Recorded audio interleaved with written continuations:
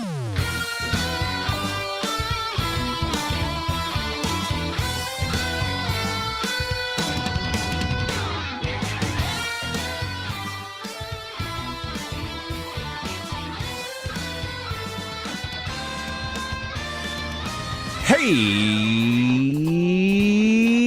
everybody, it's Tuesday, April 23rd, 2024. Welcome to the Giant Bombcast, powered by NZXT. I am your host, Jan Ochoa. Guys, we got a special episode today because we're doing a 3-hour spoiler cast for Rebel Moon Part 2.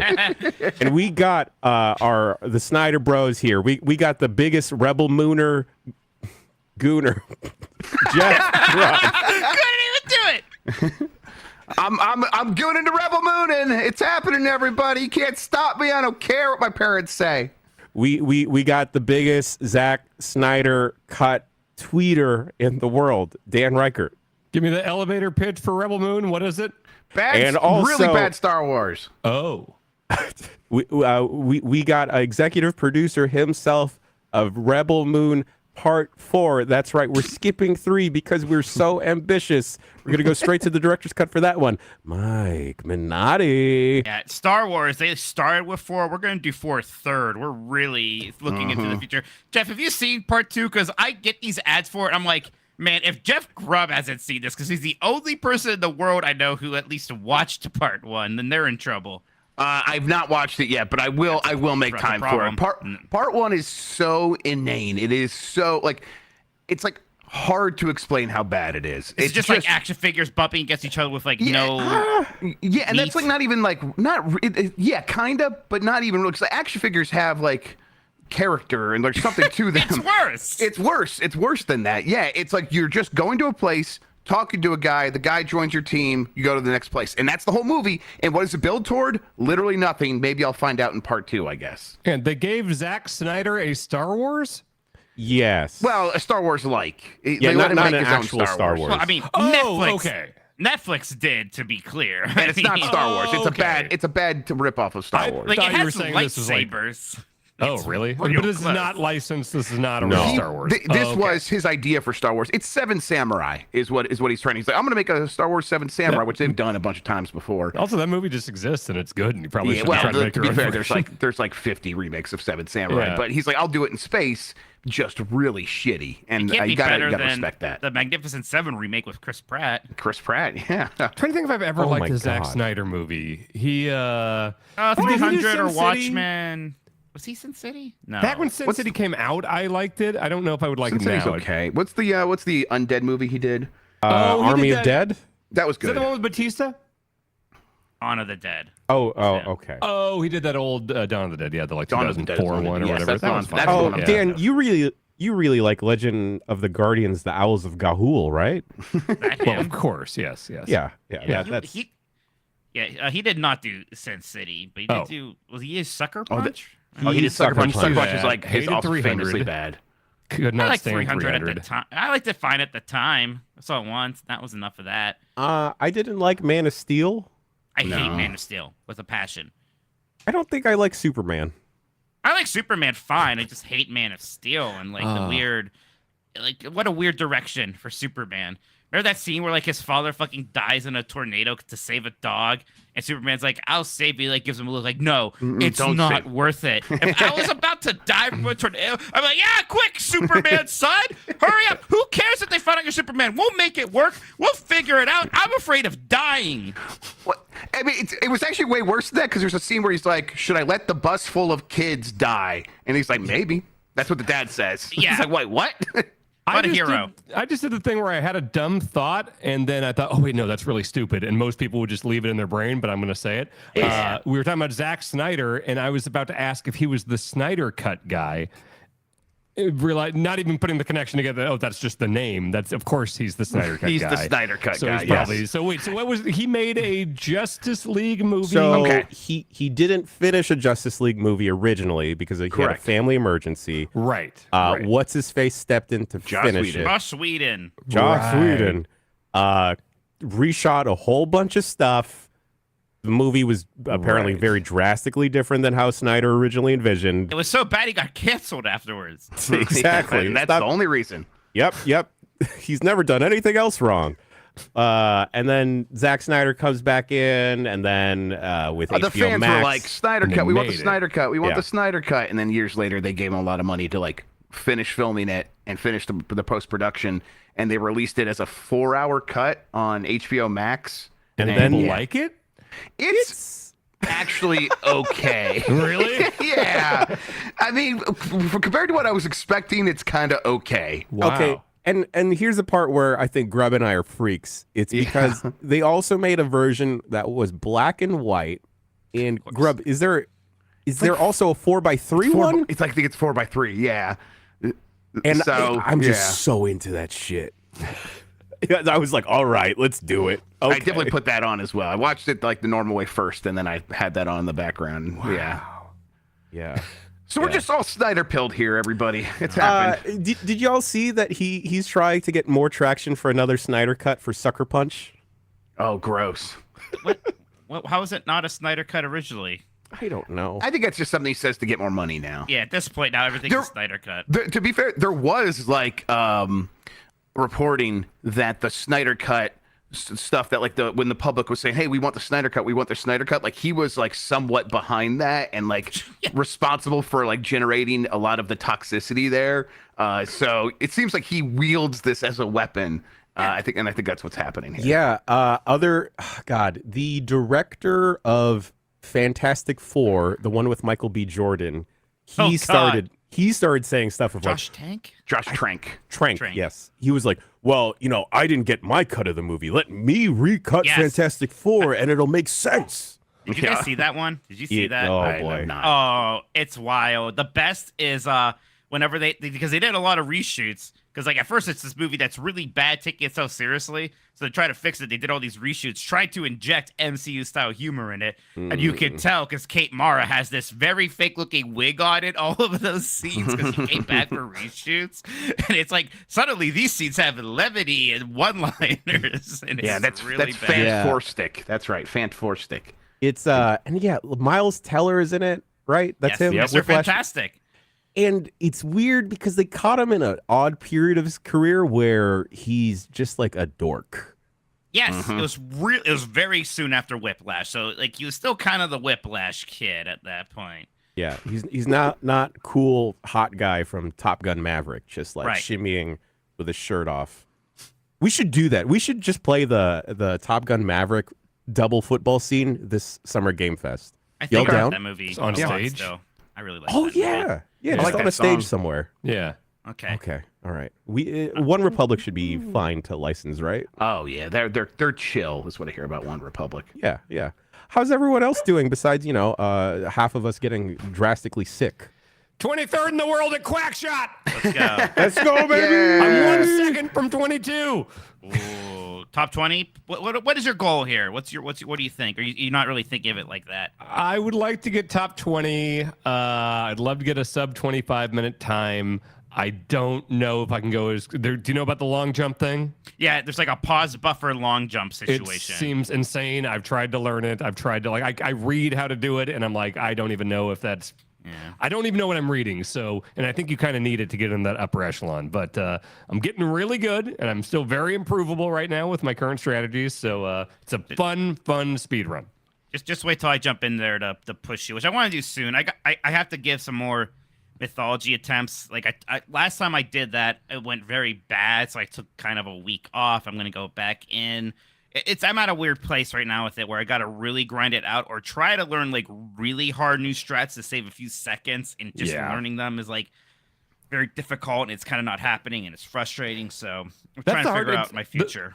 The fun part of speedrunning is when you start figuring out what to do, and like every time you play it, you're getting a new Right. PB. And then the rough part is when it's like, okay, I need like every second at this point, and you're restarting runs from one tiny mistake. It's but it's so much fun. It's great it finding is. the right game. Yeah. Yeah. Hell yeah. Grab, it looked like you were gearing up to say something.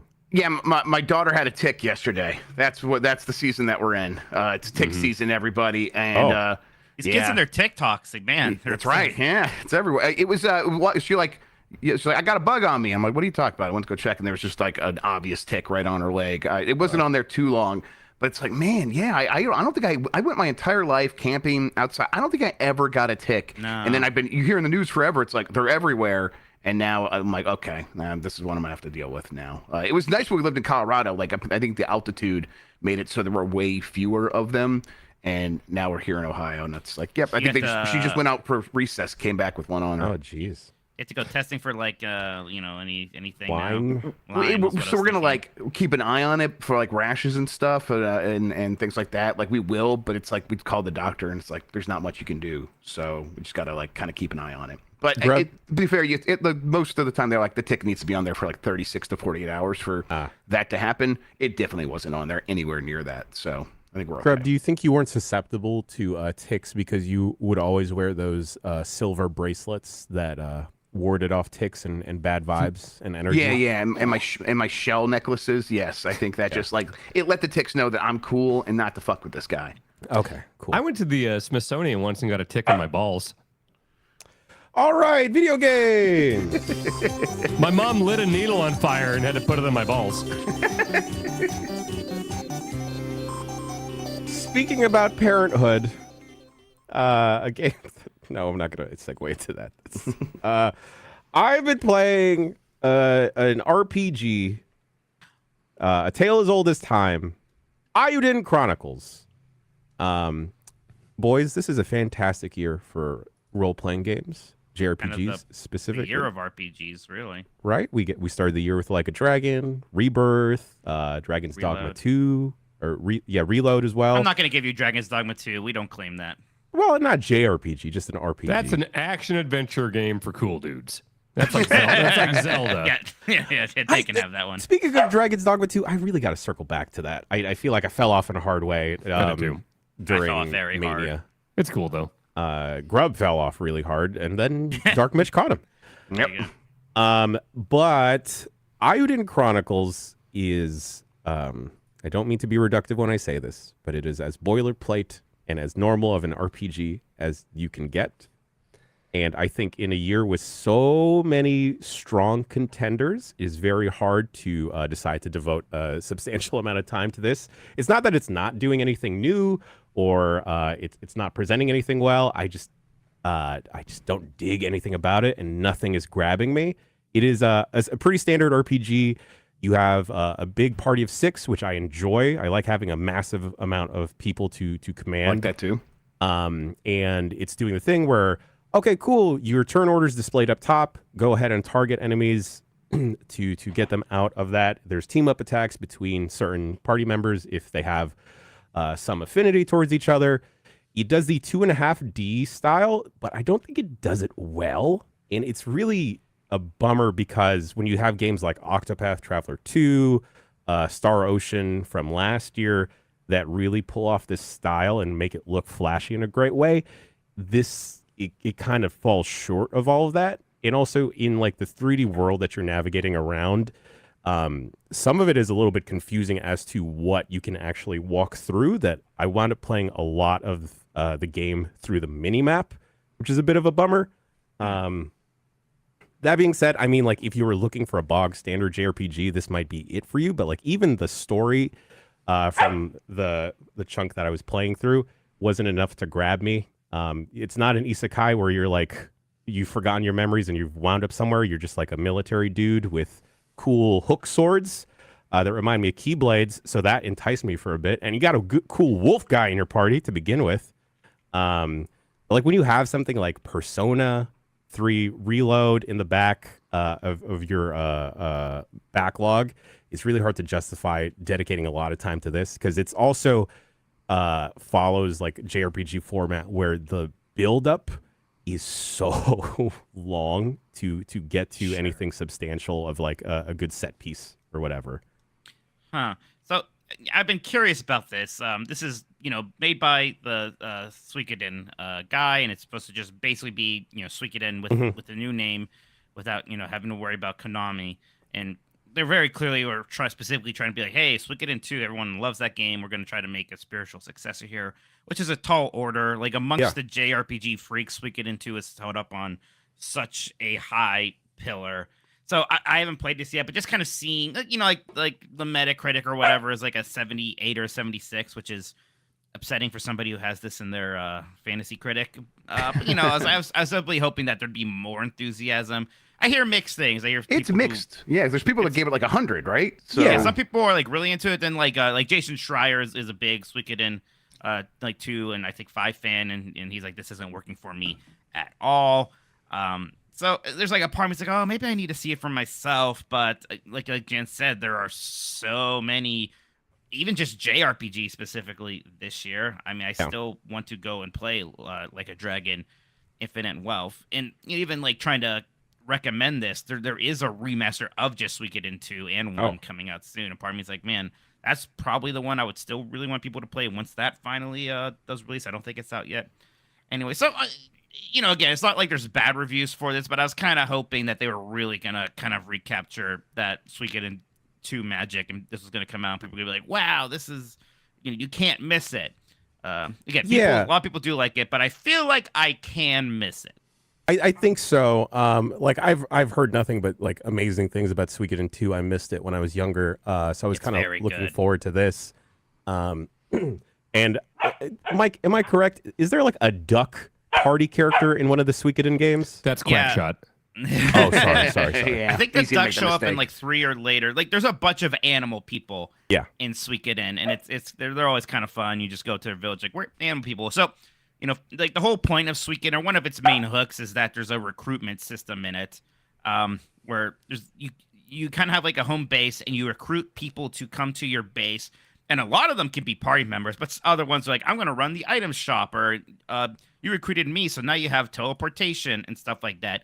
There's a bit of like that Pokemon gotta catch 'em all thing, and like there's a lot of wacky characters, like duck people or when you have over 100 characters, you can just get really wild with it, right? So that's exactly. And like it's weird because like in other games like Chrono Cross, I was saying this, I didn't like how there's like a million different characters you can recruit, but it works really well here because there is still kind of like in Suikoden 2, there's still the 5 or 6 characters that did matter for the story. It's kind of understood the other ones are like, hey, and you have a party size of 6, so it's fine. Like, I'm gonna have like the 3 important characters here, and then like 3 goobers in the back row, so that's fine. But and I'm glad like it is still 6-person party size. That was always another nice thing about Suikoden. It was really large over there. I'm trying to figure out if I want to check this out or not. If this game is on Game Pass, 100%. I haven't checked. I believe it's on Game Pass. Yeah. Well, that may be the route to go then. Did you get the shark? I did see the shark people. They look cool. I saw the shark. I did not get the shark. He looks fun. He looks fun. But like, Grub, when I could potentially be romancing like a robot AI lady in Persona 3. Yeah. Oh, so that's what got you feeling better about Persona 3. You met I guess, huh? Maybe why didn't anyone tell me this before? It's just hard to justify my time towards Eiyuden Chronicles. Maybe I'll circle back, but even then, like just the look of it, I'm not super in love with the 2.5D style as is. And you have to really pull it off, like, and be flashy about it, like Octopath does, for it to like get its hooks into me. But yeah, it's a little bit of a bummer. Eiyuden Chronicles. What's the PS1 RPG I'm thinking of where you put CDs into your PS1 to Monster get Monster Rancher. There we go.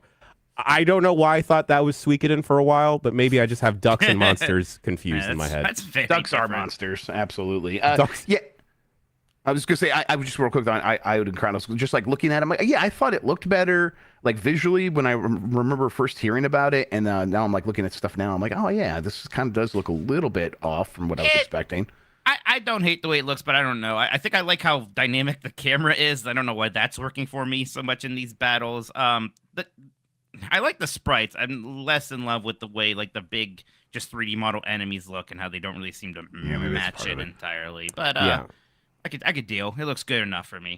Also, a question for y'all. Where do you land when you're playing an RPG and there is no health meter for the boss? Oh, I'm so Final Fantasy pilled. I'm completely normalized with that. I'm completely fine with it. I don't mind if as long as I have a skill or there is an available skill to see how much HP the boss has. If I can do that, that's fine. In fact, I'm gonna say I like it. I'm gonna go all the way there. I like not knowing. I like that I have to like really be careful at all times. Maybe a boss is like has 10 HP left, but I'm still really like scared and focused. In fact, one of my favorite JRPG memories was beating the final boss in Final Fantasy VIII and doing all these limit breaks that were doing like 50,000 damage each turn.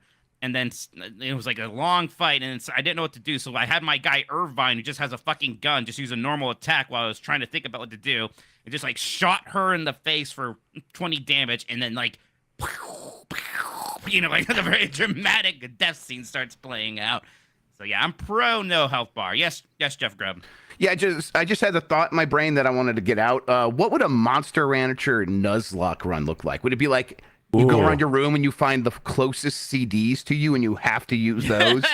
Oh, yeah. And then if that monster dies, right, you have to break that CD. All right, Dan, you're playing Monster Rancher. You're doing a Nuzlocke run. Congratulations. The fuck is a Nuzlocke? Don't worry about it. Permadeath in Pokemon. That's all you need to know. Oh, Yes. okay. Ooh. I think for Monster Rancher, I use Rob Zombie's Hellbilly Deluxe and Kid Rock's Devil Without a Cause. Oh, And I you were got some probably fucked up monsters. unstoppable. Yeah. Here's an idea. All right. Let's all go load up Monster Rancher, but let's go to our local thrift store with $5, no, $10, and load up on as many CDs as we can. Okay. That's pretty good. I like that. I like I never that. played Monster Rancher. I was like my heart was already too filled with Digimon and Pokemon. I had no room for it.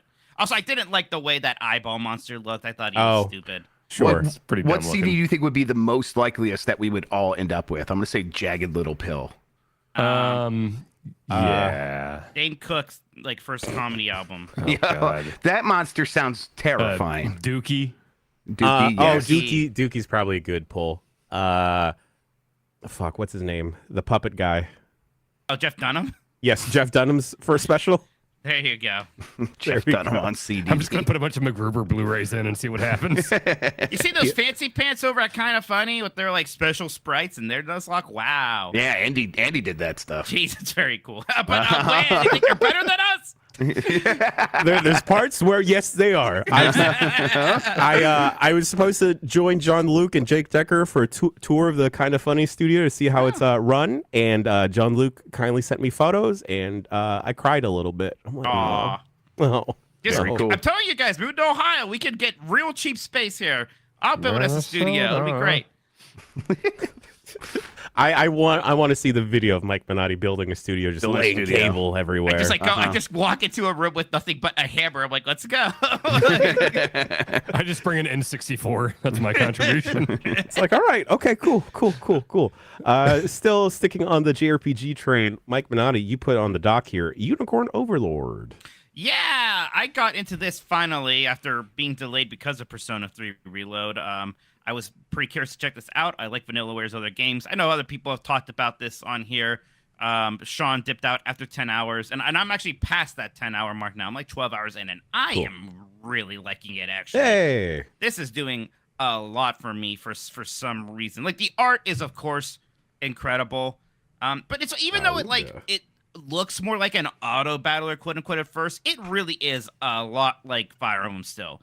Because, I mean, you're basically just moving characters around, and when they come into contact with each other, they start fighting. And that's, what's happening on any tile-based games, just there's no tiles. But just the idea that it's not one person fighting another person is that you are making these whole kind of, units, right? These troops with multiple characters, and the way they interact with each other, and you kind of combine weaknesses, or you kind of like focus on one big strength or try to cover up weaknesses that way. You're just constantly coming across new characters. Like the recruit rate is very high compared to a Fire Emblem. It's like every battle there's like one or two people. Like just recently, I'm like, man, I can't get all these fuckers in my party anymore. It almost makes me sad because I like a lot of them. They look they're all kind of interesting. They're all sort of fun. Also, for some reason, like how seriously the game is taking itself for the most part. This is not a game that has time for jokes or much levity. It's everything's kind of as serious as a heart attack. And I don't know. Like I kind of appreciate that at this point. That It it's goes with not your kind your of- grim dark vibe that you always exactly. put off. Yeah. Jeff gets it. Yeah. Yeah. All right, moving on. I see here. One last thing, real quick. Oh yes. That demo's insane. I was able to play the demo for 7 hours before it kicked me out. Oh yes. I love a good lengthy demo. It's like almost 2 hours. Like, man, you guys look like I was good after 2 hours. I'll keep playing like this if you want to. But jeez. And how did it transfer to the final game? Like very easily? Oh yeah, it's just like, hey, now you save it, and then when you open the real game, it's just gonna load that like it's a save file. Because I'm like 2 hours in, and I was like, I want to get back to it. Okay, well, I'm gonna do that. I'll just keep playing the demo until it kicks me out. Well, there's so many people I know who will probably be good with this game after like the demo time, and that's fine. speaking about lengthy demos, the Hades 2 tech test came out late last week. I was able to get in. Jeff Grubb, I believe you also got in. Yep. Holy shit. Hades 2, guys. 2 is very good because it's like Hades, which is very, very good. It turns out if they make another one of those, it's pretty good. Yeah, I've done just a handful of runs. I'm not like trying to burn out this game immediately in the tech test or anything like that. But the first things I noticed is it's very familiar. Like it's doing a lot of the stuff that Hades did. The character is different. It's not Zagreus. Zagreus. It's not Zagreus. I don't know. I don't know this character's name. It's a lady. Malinoe. Thank you. But she feels a lot like Zagreus, and then like in a lot of the strategies of like mixing up your cast with your main attack, with your heavy attacks, with your dodge, with your sprint, making sure that you're keeping things like flowing pretty good all still works, and that stuff came back really fast, and it's like immediately like the game just looks better than just about anything else trying to be this style, and then it feels better than anything else. Those two factors alone have made Hades 2 immediate, like, just, yes, I am having a good time with this. Yes. Does this character feel like much different to play than Zagreus? I heard that like maybe there's a bit more of a magical kind of witchy flair to her. Yes, I think they even frame her as a witch. I think they call her witch several times. Yeah, everyone calls her witch, yeah. And also there's like a mana bar on top of your life bar. That's true, yeah. Oh, do you have that instead of like the kind of like weird throwy things that Zagreus has, or is that on top of that? I think it's on top of that. I'm misremembering a lot of Hades despite playing an obscene amount of it. You still have a projectile, and then you have a cast, and it's like I think the cast is like taking from the mana bar. Oh, right. You're like little diamond cast thing from the first game. Yeah. Now there's just like a mana bar where you can throw a projectile, but if you charge up your projectile, it burns some mana. Right. I think all of your charged attacks, like you could do a charged like main weapon attack as well. Yes. I think that also takes away from your mana. And mana, and then it really adds to the level of the resource management, where some of your boons will benefit you if you have full mana. Of like, okay, well, you do a little bit more damage, or if you have full mana, or you get like a crit bonus. It's the same type of like really good characterization and character writing that you got in Hades 1. Even in this early tech test, they do a good job at introducing you to these new characters. You're in a very different setting, and you're not fighting Hades in Hades 2. I kind of really dig it in that you are fighting time because you're gonna fucking kill Kronos. Wow. Yep. Oh, it's like Mortal Kombat. It's just like Mortal Kombat. It's exactly like Mortal Kombat. Chronica. Oh, right. It lets you fight up to the first boss, and the first boss is like a teacher of yours, Hecate. Yeah. Beer? That's Hecate. Tecate. That's Hecate. That's from Texas. Yeah. Right. There is a Hecate in another video game though. It sounds familiar. At And least this is I've heard- just getting all the Greek mythology juices like flowing again. Of like, yeah, I remember this name. Let's learn about you. Odysseus and stuff. Like, yeah. Why are you hot as hell? Because they're in Hades too. Yeah. That's in Hades too. Yeah. It's like kind of remembering what I like about Hades in terms of like, oh, I came back from this run and I'm ready to get back out there. I don't know if I want to talk to these people. And then the first person says something that's like so specific to what you just did. Yeah. And the fact that that's happening already in the tech test, it's like, oh yeah, they just do roguelites better than anyone else. Yeah. No one else is close to this. This is it's really special, and it feels that way again already. you when you start each run, or after you res from a failed run or a successful run, I guess, you have the option to pet a frog, and I really like that. It's a Oh, that cute petting little- Frog frogs. talk? No, just ribbits. Okay. That's Okay. cool. Petting frogs is fine. I'll allow that. Okay. Okay, no petting dogs, but No, that's petting frogs. Yeah, I was over it. Even with Cerebus or whatever, and the last one, whatever. What an edgelord. I know. Right? Yeah. Yeah, people are always saying this. I'm so glad that they did just make a sequel, even if, like, yeah, of course, it's going to feel a little samey in some ways, but I'm glad they did this round instead of Dead Cells released a lot of good DLC, and that's nice. But I prefer like just having this. We're going right to another big new release instead of kind of getting piecemeal pieces of content and new things to check out every now and then. Yeah, because like Dead Cells gets to a point where it's like, there's a lot here. This feels maybe bloated. I don't know where to start. Like, what is like? I played the game when it came out, and now there's all this stuff. Do I want to play Castlevania in it now, which is cool, but also Yeah. like I kind of wish that was a separate game. And I'll play the Castlevania stuff, but then like I always see that, and then here's the 5 other things that I didn't touch. Do I want to interact with that stuff? I think I am interacting with some of the it's like hard to keep track of. Here, when it's like a full separate sequel, it makes it very easy to just contain all the new stuff in one space. Yeah, and I feel like because Supergiant is Supergiant, they're gonna stick the landing because I feel like Spelunky 2 and Rogue Legacy 2 didn't quite hit the mark in terms of like recapturing that same vibe from the They first really one. didn't. I was so excited for both of those, but it's like, and there's nothing like wrong No, about them, no, really. they're good, It's well just made. They Yeah. didn't add enough, really. And then the thing that differs, instead of like the skull modifiers you would have in Hades 1, you're using Ash to like kind of unlock these like tiled tarot cards that are linked to each other. So it'll be like, all right, when you enter a room or when you exit a room, you'll get like +5 HP back, or your AoE will do a little bit more damage, stuff like that. And you're using you're unlocking not sub weapons, but like sub items, because you quickly unlock a pickaxe that you can use to mine material, so you can get that material to unlock a new weapon. So it feels like they've got the loop on lock even more so this time, where oh god, it looks so pretty. And it just looks fucking good on the OLED. Oh, so jelly. So I feel like they got the loop on lock, and then I fell into the trap of like, oh shit, it's a fishing hole, let's go. Oh, I don't have a fishing rod. Yeah, I don't have a fishing rod. And it's you like mentioned like you could pet the frog. It's like actually you confide in the frog, and you pet him while you do that, and then That's fine. there's a corner in your room. Oh, yeah. With a picture of your family, and it just says like the action there is just brood. Like you're just gonna brood for a while. I'm like, okay, yeah, the game knows what they're doing. Yeah, R1 to brood. R1 to yeah. brood. All the time. And it seems like they're going to have the similar thing where you're building out the hall in Hades 1, but you are filling up a cauldron to unlock more stuff like the shopkeeper, Oh, it is witchy.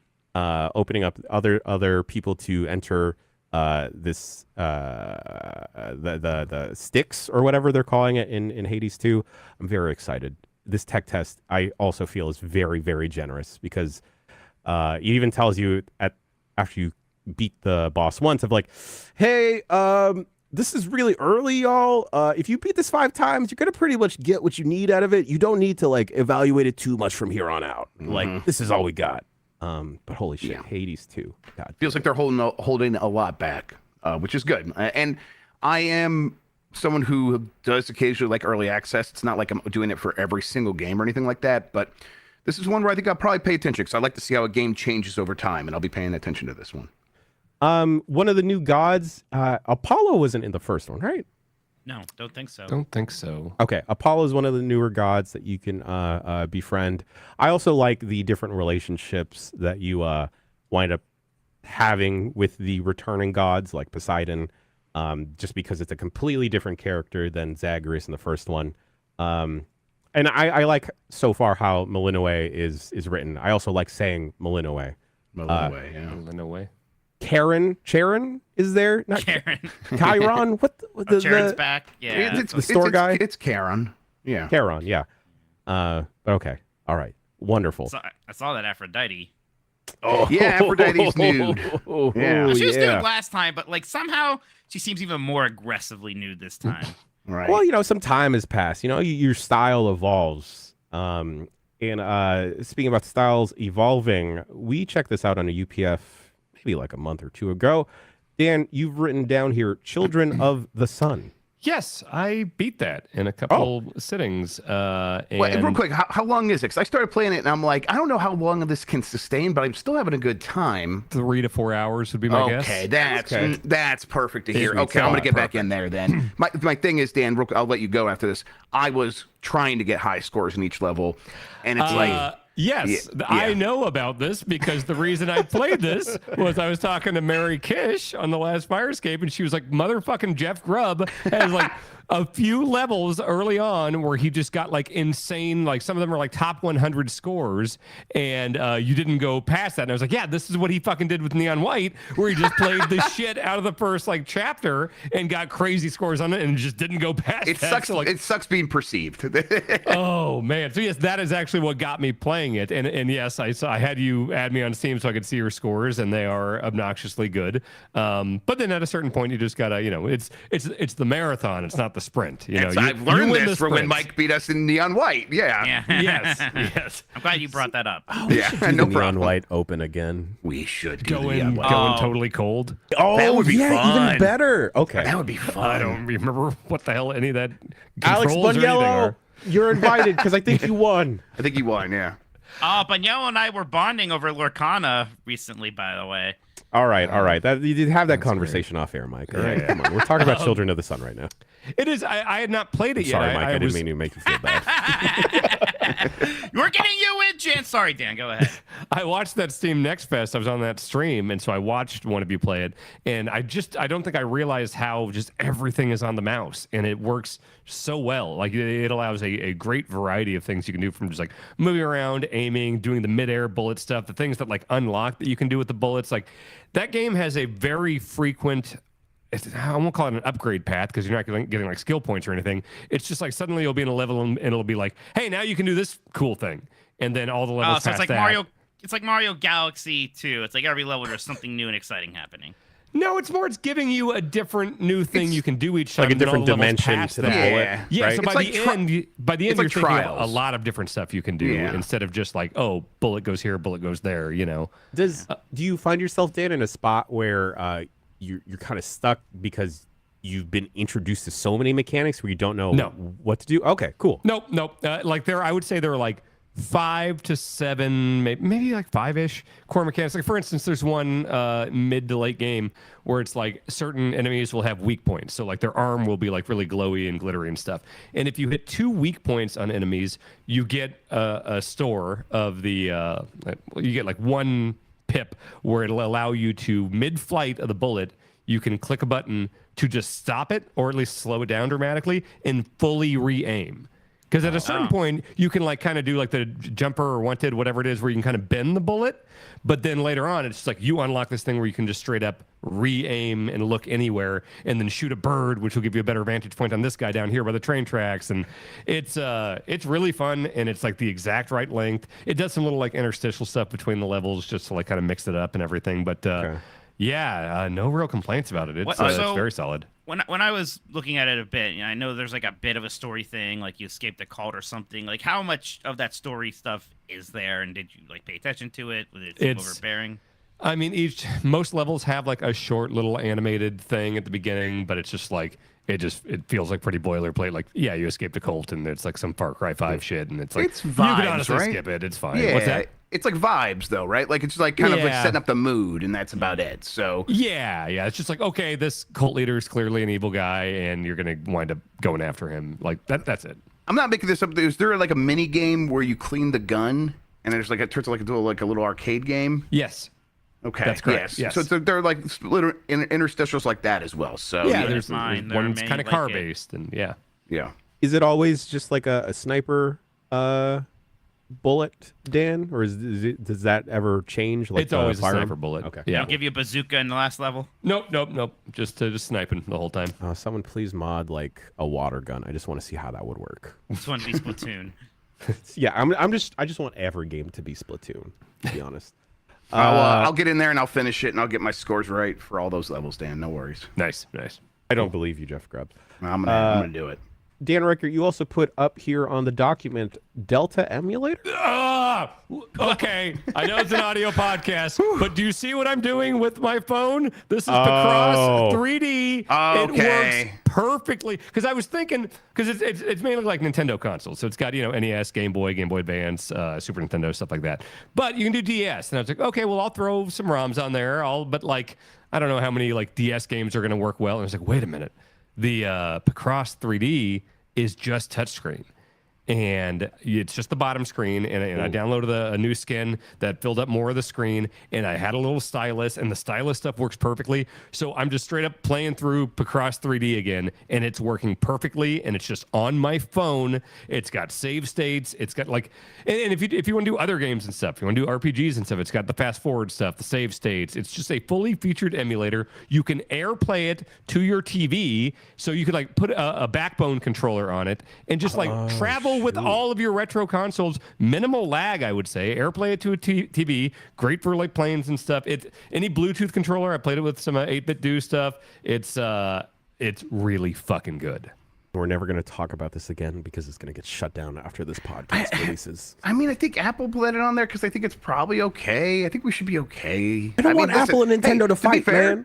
To be fair, like when Dan's talking about this, I'm like, yeah, it's been on Android for like 10 years. Like, yeah, so like it's not been taken down from Android. I think we're going to be fine. And it's just super clean. It's just like, box art and stuff, so, separated by system. Like everything I've tried works incredible. It's just smooth and easy. I've had people that aren't really into emulation stuff that have reached out to me, and it's just like, this is such an ease of use thing. You don't have to go into a Mister. You don't have to learn RetroArch or anything like that. And you just always have it with you. It is a excellent emulation option. It looks neat. I still have the problem that I have with almost all mobile game where I just don't like playing games on my phone. I get nervous about all the battery I'm taking up, and I don't like using the little digital buttons. I think this is my thing. I don't like playing phone games, but I like playing games that I like on my phone. Like I can play Quackshot on my phone now. Yeah, Clash of Clans, no. Buck Bumble, yes. Oh, yes. Don't get me. Yes. Okay. So wait, are you playing Quackshot on your phone for shoot? Yeah, I have. With like the touch, I know you said there's controllers that So work. that's the thing. It has like, if I want to load up. Oh, I'm sorry. No, not Quackshot. What the fuck was I playing? I was playing that on the INEO Flip. That's right. Okay. Well, yeah, that's what I thought. This is just NES stuff. But like, if I wanted to load up Donkey Kong Country or something, yeah, you can do it with like the overlay. So it's got that touchscreen stuff. But I don't want to play like that. No. What I would do is just hook up like an 8-bit DOE or put it in a backbone or something like that. Sure. And then it's just it takes the HUD stuff off the screen, and then you're just playing Donkey Kong Country. Yeah. I like that. I do think it's definitely something I did a lot early on with Android. I just lost the taste for it. I think because what Mike said, I just hate thinking about my battery draining on my phone.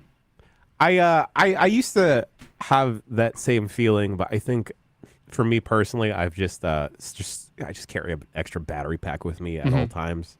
Especially like when I'm traveling or whatever, I'm definitely going to put extra battery packs in there. Especially because like I use this so much now for like video on top of like photos and stuff that like I just have this. Shouts out to like this MagSafe charger here because like this bad boy saved my life during WrestleMania. This is great. I did start using those magnetic ones. Yeah, that does make a difference. Folks, I can't believe I forgot to tell you this one. Even better than Picross in terms of use case for this. WarioWare Twisted. Oh, that just straight up works. That's great. It just works. That's fantastic. I'm rotating it, and all that stuff is built into the iPhone gyro stuff. Next thing, your phone has a light sensor on it. Oh, okay. Nikki's gonna get activated Does wherever they work? are. Oh, I wonder if Boktai works. This is what I'm saying. Huh. Okay. I do think I saw my brother using Leapy Age with it, and it seemed to work. That's good. Nikki was activated. Oh, no, Nikki's activated. Oh, it's time! Just busting the door down. Like, vampires! Son! Ah! Okay, I forget the Nikki lore here. Did Nikki not play Boktai? And they have just a fascination I think with you it? just think about Boktai a lot. Yeah, which we all are do, Boktai. right? Yeah. You know what? Oh, okay. Nikki played a lot of they played a Boktai. lot of Boktai. Okay. Boktai. Okay. All right. Cool. It's a fun thing to say, Boktai. Boktai, I was thinking the same thing. It sounds like, Bok choy. Yeah, I was just about to say, isn't there something you get from Chinese restaurants that sounds like that? Yeah. Yep. Like bean sprouts and something. Delicious. Yeah. So next week's Bombcast game section is just going to be us all playing Boktai. Can't wait. I wouldn't mind that. Fine to me. Great. I haven't played that since I was a child. An eclipse happens in Ohio, and half of us suck. Dan, I was pretty uninterested in hearing about this until you mentioned the ability to pair a Bluetooth controller to That's to an critical, iPhone. Yeah. Because like I hate the touch buttons. I I could don't never think get I down would- with it. I would never do that unless like the only time I'm fine with it is with like WarioWare Twisted, where it's just an A button. So I'm just Yeah. turning and hitting A basically. I and think then turn-based Picross is all RPGs would work touchscreen. too. Yeah. Yeah. God, there was this top-down 3v3 shooter on the iPhone that I played a lot of, and then I think I played 1 or 2 games with Rich Gallup and his son, and I played it way too much that like it reactivated the tendonitis in both of my hands Nice. that I had spent years trying to heal. Nice. Fuck, I forgot what the game was called. Brawlhalla? Brawl? No, Brawlhalla is the Smash Brawlhalla is one. like a Brawl Smash Stars? clone. Brawl Stars. Oh my god, it I fucked up my have hands. started feeling my wrist getting weird ever since I started Quackshot speed running, and I'm like, oh, the Tyson stuff's coming back. The old Yeah. Tyson Oh, no. injuries. My wrist feels pretty weird from when I fell down rollerblading. So Oh, yeah. that Yeah. happened over the weekend. I was all wrapped up all weekend. Oh, Also, my Right. knuckle is still broken, so that's not helping. I'm telling you guys, it's all that fruit. It's just making all your joints weak. I was gonna That makes start sense. the mic check questions this week by saying how much I love eating fruit because it's delicious, but I didn't want to offend you, Mike. Yeah, I thank didn't you. want to set him off. Please. Fruit is Well, really good, you know, we're all a bunch of injured, broken men at this point, but we can't rest. Just like Mike Minotti, you've put here, no rest for the wicked. This is the new game from Moon Studios, the Ori and the Blind Forest / Ori and the Will of the Wisp people. This is on early access now on Steam.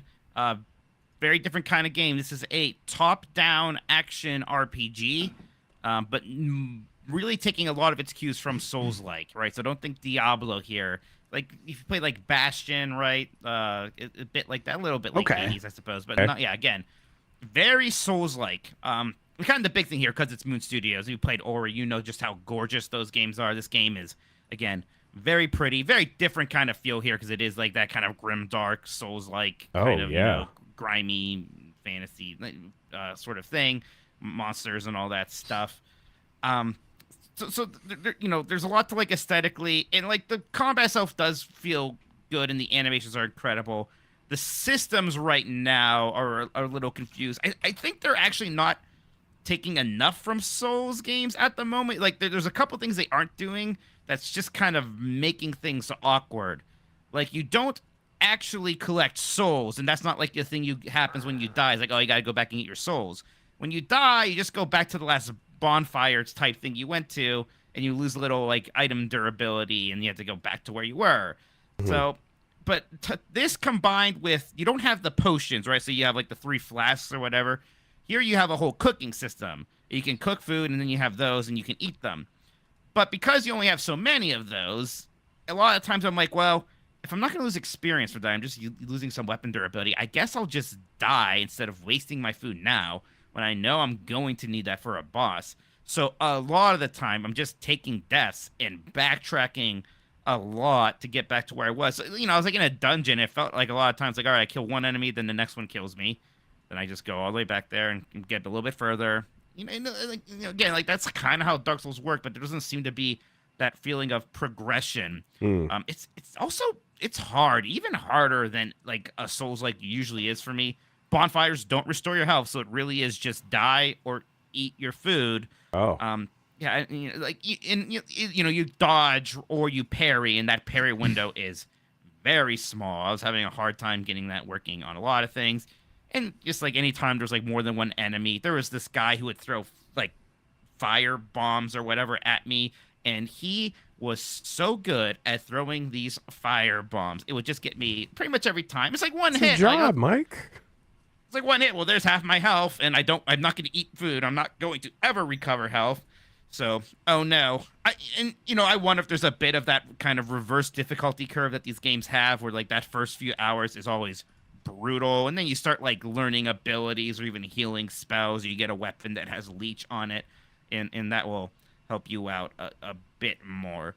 So I think just like some of the system stuff need to be fine tuned. Again, it is early access, early and access, it yeah. feels pretty early accessy. Performance is not good. It's a pretty intense game, like especially when you're outside, and wind's blowing. Again, it looks very pretty, but my 3070 Ti or whatever was struggling even on performance mode to have anything resembling a steady frame rate on this one. Is there like a multiplayer, or does it seem like they're going to have multiplayer? They're going to add multiplayer, yes. So it's not in there right, and I think that would help, honestly. Right, that's what I'm asking. Yeah, because like again, especially when it's like me 1 versus 2 or 1 versus 3, but just like weird things. Like there was like this pretty long kind of like dungeon I went through, and again, like you can't ever heal, and it's just difficult. And like a good ways into it, I encounter a new enemy type for the first time.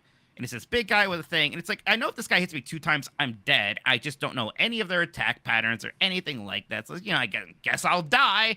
And then I do. I'm like, I really don't want to like go through all of that again. How do you feel about like roguelites like Hades, where that is kind of the idea, where you're probably going to get through something and you are going to die the first time, or you could die the first time, and then you're going to learn and get better and all that stuff. I like it in Hades because, every time you die, you're kind of playing the game again. And that's the other thing, like, using a bonfire dying, it doesn't repopulate the area, so it really is just an empty trek to get back to where that's rough. I was. And that's confusing to me. I don't know if that's just in this kind of first tutorial area, which I'm just now past. I did fight like the first big boss, and it was like a pretty neat boss, and it looked pretty and big and intimidating. It looks very heavy, Mike, with like the character. I don't know if it's just a specific character build that I'm watching right now, but it looks very weighty, and I don't know if I'm digging that. It's very weighty. No, it again, like, that kind of goes into like the Souls-like thing, right? Where, and like like literally Dark Souls, not something like Sekiro, where maybe you're a bit lighter, or a bit more agile.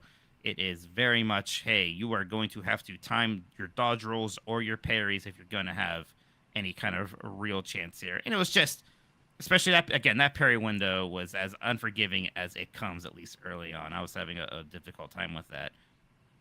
This is a very drastically different looking game than Ori Will of the Wisps. This is like the complete opposite. And like, of course, like Ori is going to be more my speed for multiple reasons. It's like the more colorful, cute, kind of like traditional animation one. It's a Metroidvania, which is a genre I just, like a bit more. I think there's definitely something here. They released this early access version right when the Hades 2 technical test was happening, right? So that's maybe a little bit rough for them. But it seems like it's getting a lot of attention, though, and it's getting attention. It's like reviews on Steam are kind of mixed right now. Guess what people don't like? Weapon durability. People really don't. Weird. Yeah. I bet this game will benefit a lot from early access, though. I bet they're going to be able to make something that will be much better in the end. And to their credit, they've already been releasing a bunch of patches. I think there's like, it's been like a week. And there's already drastic changes to the game. I was reading some of those patches, and it's like seems like they were making some big differences already. Right. In fact, like in the first area, like all of the repairs were just free on weapon durability and stuff. And I was like, is that a patch that did that? Because everybody was complaining about that. And it's nice, but again, then it's like, well, now there's no penalty for dying. So again, why would I ever waste my food? I kind of wish they would just get rid of this cooking food system and just put in the flasks, right? Like again, like look, you are so clearly just trying to be top down Dark Souls. I would embrace it even further at this point. Just go for it. Dan, you talked about this briefly at the top of the show, but do you have anything else to say about Quackshot? It's a good video game. You should play it. I want to watch Mitch speedrun it. I like watching Mitch on Twitch. And he's a good speedrunner and a nice fella. Really, Mitch. That would have been good. You could have really branded with that. Mitch on Twitch. You should play Quackshot. It's a good game. It's the best. It's the most fun speedrun thing I've tried out. Fantastic. Yeah, I know I would love it. I mean, I like Quackshot a lot. Did ever since I was a kid. I would like go back to the game. Like every like 6 or 7 years, I'd go back to Quackshot inevitably at some point. And it looks like a great speed. As much as I like running mythologies, it is like 40 minutes to complete a speed run there, which is, and it used to be like an hour, so it is a lot. So something that is more like 25, 30 minutes or whatever. That's what's the top time looking like, Dan? Top time right now is 23:43 by GWE, which, by the way, shout out to the speedrun community. GWE and Gym Time John, people have been helping me out. Draco, there's something about the speedrun community. I saw this with Tyson as well. Yeah. Is like, and Mitch has seen this with Yeah, Mythologies. oh, yeah. Is like, you start streaming these old games that have these kind of like smaller communities that are doing like speedrunning stuff, and they will pop up and watch and give you tips and things like that. Everyone's just kind of like rooting for each other. And like, that's part of why I want Mitch to do it, is like, I'm going to root for him. It's like, as much as I want to compete with him and beat him, I want that back and forth. Like, Grub and I had with Astrobot. Yes. Yep. Yeah.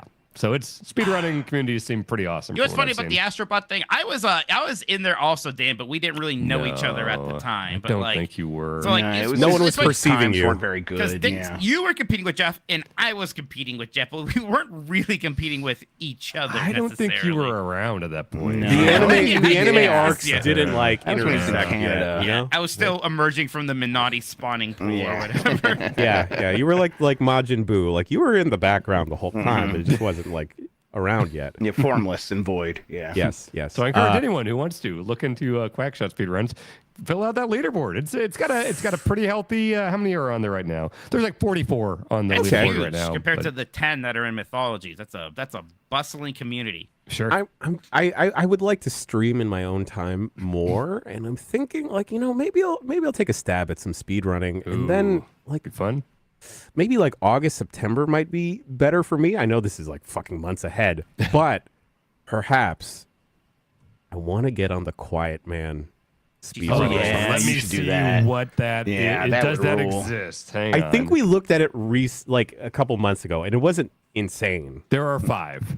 Oh, Yeah. well, And they're all like an hour 20 to an hour 31. That's So- shorter than I was expecting, to be honest. It's a lot of quiet, man. oh When you boy, speedrun a game, already you play played it a a lot of fucking quiet, lot. Yeah. a lot of donkey kicks. Do you think the dialogue affects the run at all, or no? Oh yeah. If it does, people will. I mean, you watch anyone's run and you'll see exactly what they're playing on. Oh, that's true. That's true. Okay. All right. I got to hit the lab. I got to go investigate. Final game before we go to break here. This game, I'll say it's game of the week. Tales of Kenzara Zao. Yep. That was- I beat this on you this on beat it? Sunday. Yeah. Played a Wow. few Oh, snap. hours of it. Yeah. Yep. What was what'd you clock in at, Grub? I want to say like around 11, 12 hours, maybe 13ish when I was all said and done. Yeah. Okay. What'd you think afterwards? It is a good game. A game that I enjoy. It's a Metroidvania. A lot of similarities on the surface to that Prince of Persia game. Looks kind of similar, feels pretty similar in some ways. The big things that stood out right away is it gives you a lot of the powers of a Metroidvania from the start. So you have the double jump, you kind of a dash, like an air dash, all these things. And so I was like, okay, well, I wonder what the progression is going to feel like. And that's like one of my main things where it's like, the things you unlock are like an air glide eventually. So you could do a double jump and then you could hold down jump and then you're gliding through the air. And then there's certain points where there's an updraft and then you could fly there. What's updraft? Yeah, what's up, draft? Not much. What's up with you? And those are specific, like very situational things. A lot of the upgrades feel that way up until the very end, where it's like once you have all these abilities put together, it really comes together in a strong way, and it feels like, oh, this is where the game is shining. Up until that point, which is like the last third, a lot of it's like, oh, okay, yeah, I'm not like feeling the huge pull through this game that I was kind of hoping to feel. Yeah. But I still would come back to it and be like, okay, there's still some of that Metroidvania is that I need to like get me a little bit excited. But then everything's just a little bit unrefined, just a little bit sloppy. It's you'll go into a new area of the map, you'll unlock the map, and it just shows you everything. And the map is very simple. You are going to your destination, you see where that is, and then there's offshoots from the map, and those are always going to be extra challenges to get some unlockables or new items to improve your character. So there's not a lot of surprise. There's not actually a lot of exploration. And I think a lot of that ruins the pacing. It seems like it definitely focused more on like the story of the game than it did the exploration. And as someone who kind of comes to Metroidvanias for the exploring, I was kind of turned off by that. And then how many times it would just like kind of wall off a room and put me in a combat challenge and things like that. And you mentioned Prince of Persia. I think the proximity to that release did it no favors numbers because like think about all the quality of life things and the memories thing and like the way Prince of Persia, like it had the exploration, it had the quality of life stuff, it had the combat. This one, it's like it feels pretty snappy. When I started with the double jump and it felt pretty good, I was like, oh, okay, cool. All right, speak my language here. But then it's like, yeah, the upgrade tree wasn't super great to me. The sun and moon mask stuff was fine. It does some smart stuff, but overall, it's just like, as far as what I want from a Metroidvania, it wasn't really hitting on that. And again, I think it's going more for the story than anything, and that explains why I wasn't as into it. Yeah, I think the some of the stuff with like the masks, you can switch between a sun mask and a moon mask, and the sun mask is your melee attacks. The moon mask is your sort of Metroid, Samus shooting her gun mask, and that's cool. I think they try to bring in a little Ikaruga, where some of these enemies will have certain shields on them that are colored, and you need to break that shield by using that color. And then once the shield is broken, you can use whatever you want on them. It like makes combat a little bit more interesting, but it doesn't do much. And really, your tool set is, and I do think the Prince of Persia comparison is really painful in the combat, because it's like, man, in that combat in Prince of Persia, you could be doing so much at any one time, and the game is encouraging you, sometimes forcing you to get creative with those things. And here it's like, no, just kind of hit them, and you'll be all right. And then at the very end, when you do have everything unlocked, you unlock this ability where instead of just using your air dash, you can combine your air dash with like this forceful tackle that you can do in any direction. And once I had that, I was able to like really get the combat to feel really nice. But again, that's like the last third of the game. And up before that, anytime I was in one of these little combat rooms where it's locking me off, it's like, this is kind of boring. This is kind of a dud. I was hoping it would play more with the like mask stuff, because like remember there was an old XBLA game called I think Outland, and it was like you would like phase back and forth, speaking like that Ikaruga thing where you're like phasing back and forth between things, and like platforms would exist in one plane of existence, not the other. And they did a lot of clever things with like the platforming and stuff there. I was hoping there'd be more of that with the sun and moon mask, and it just felt to me like I was switching weapons more than anything. It's unrefined. Sure. It's like not fully fledged out, fully fleshed out. Excuse me. Did the story like do much for you? Because I played a bit of it, and I'm a bit like you guys, where it's like, oh, why are we talking so much here? But it was pretty good, at least I thought. Did that narrative go to interesting places for you? Were you engrossed by that at all? Yeah, I really enjoyed the story bits. I think that that was the biggest pitfall for me with Prince of Persia, is just like I just did not care about anything that was happening there. Yeah. Like the gameplay was enough to pull me through the whole time, but with Zao, I think it's one of those games where I will put my headphones on. I will listen to this game as it's going along, and like the chatter doesn't feel like it's useless, inane chatter. It's like, okay, all of this is building towards something. This is like we're dealing with grief, we're dealing with loss, and we're figuring out how to do that through the means of the game through the progression of this character. And I think that is very well done. And I think the voice acting is also really good throughout the portions of the game that I've played so far. It's definitely more interesting than like the Prince of Persia story stuff. For all the things Prince of Persia does better, this has more of a focus on it, and it's better at the story Mush stuff. them together. Yes. Yeah, I think that, the thing with like Afrofuturism, it's like, hey, we're going to put sci-fi in this African setting to like say it like this culture should be included in all stories going forward, and they sort of like plant that flag really well. And then I think they use that not to be like, and we're going to tell some big sprawling epic. It's a very personalized story about loss and grief. And then they nailed that too. I thought the story was actually really well done.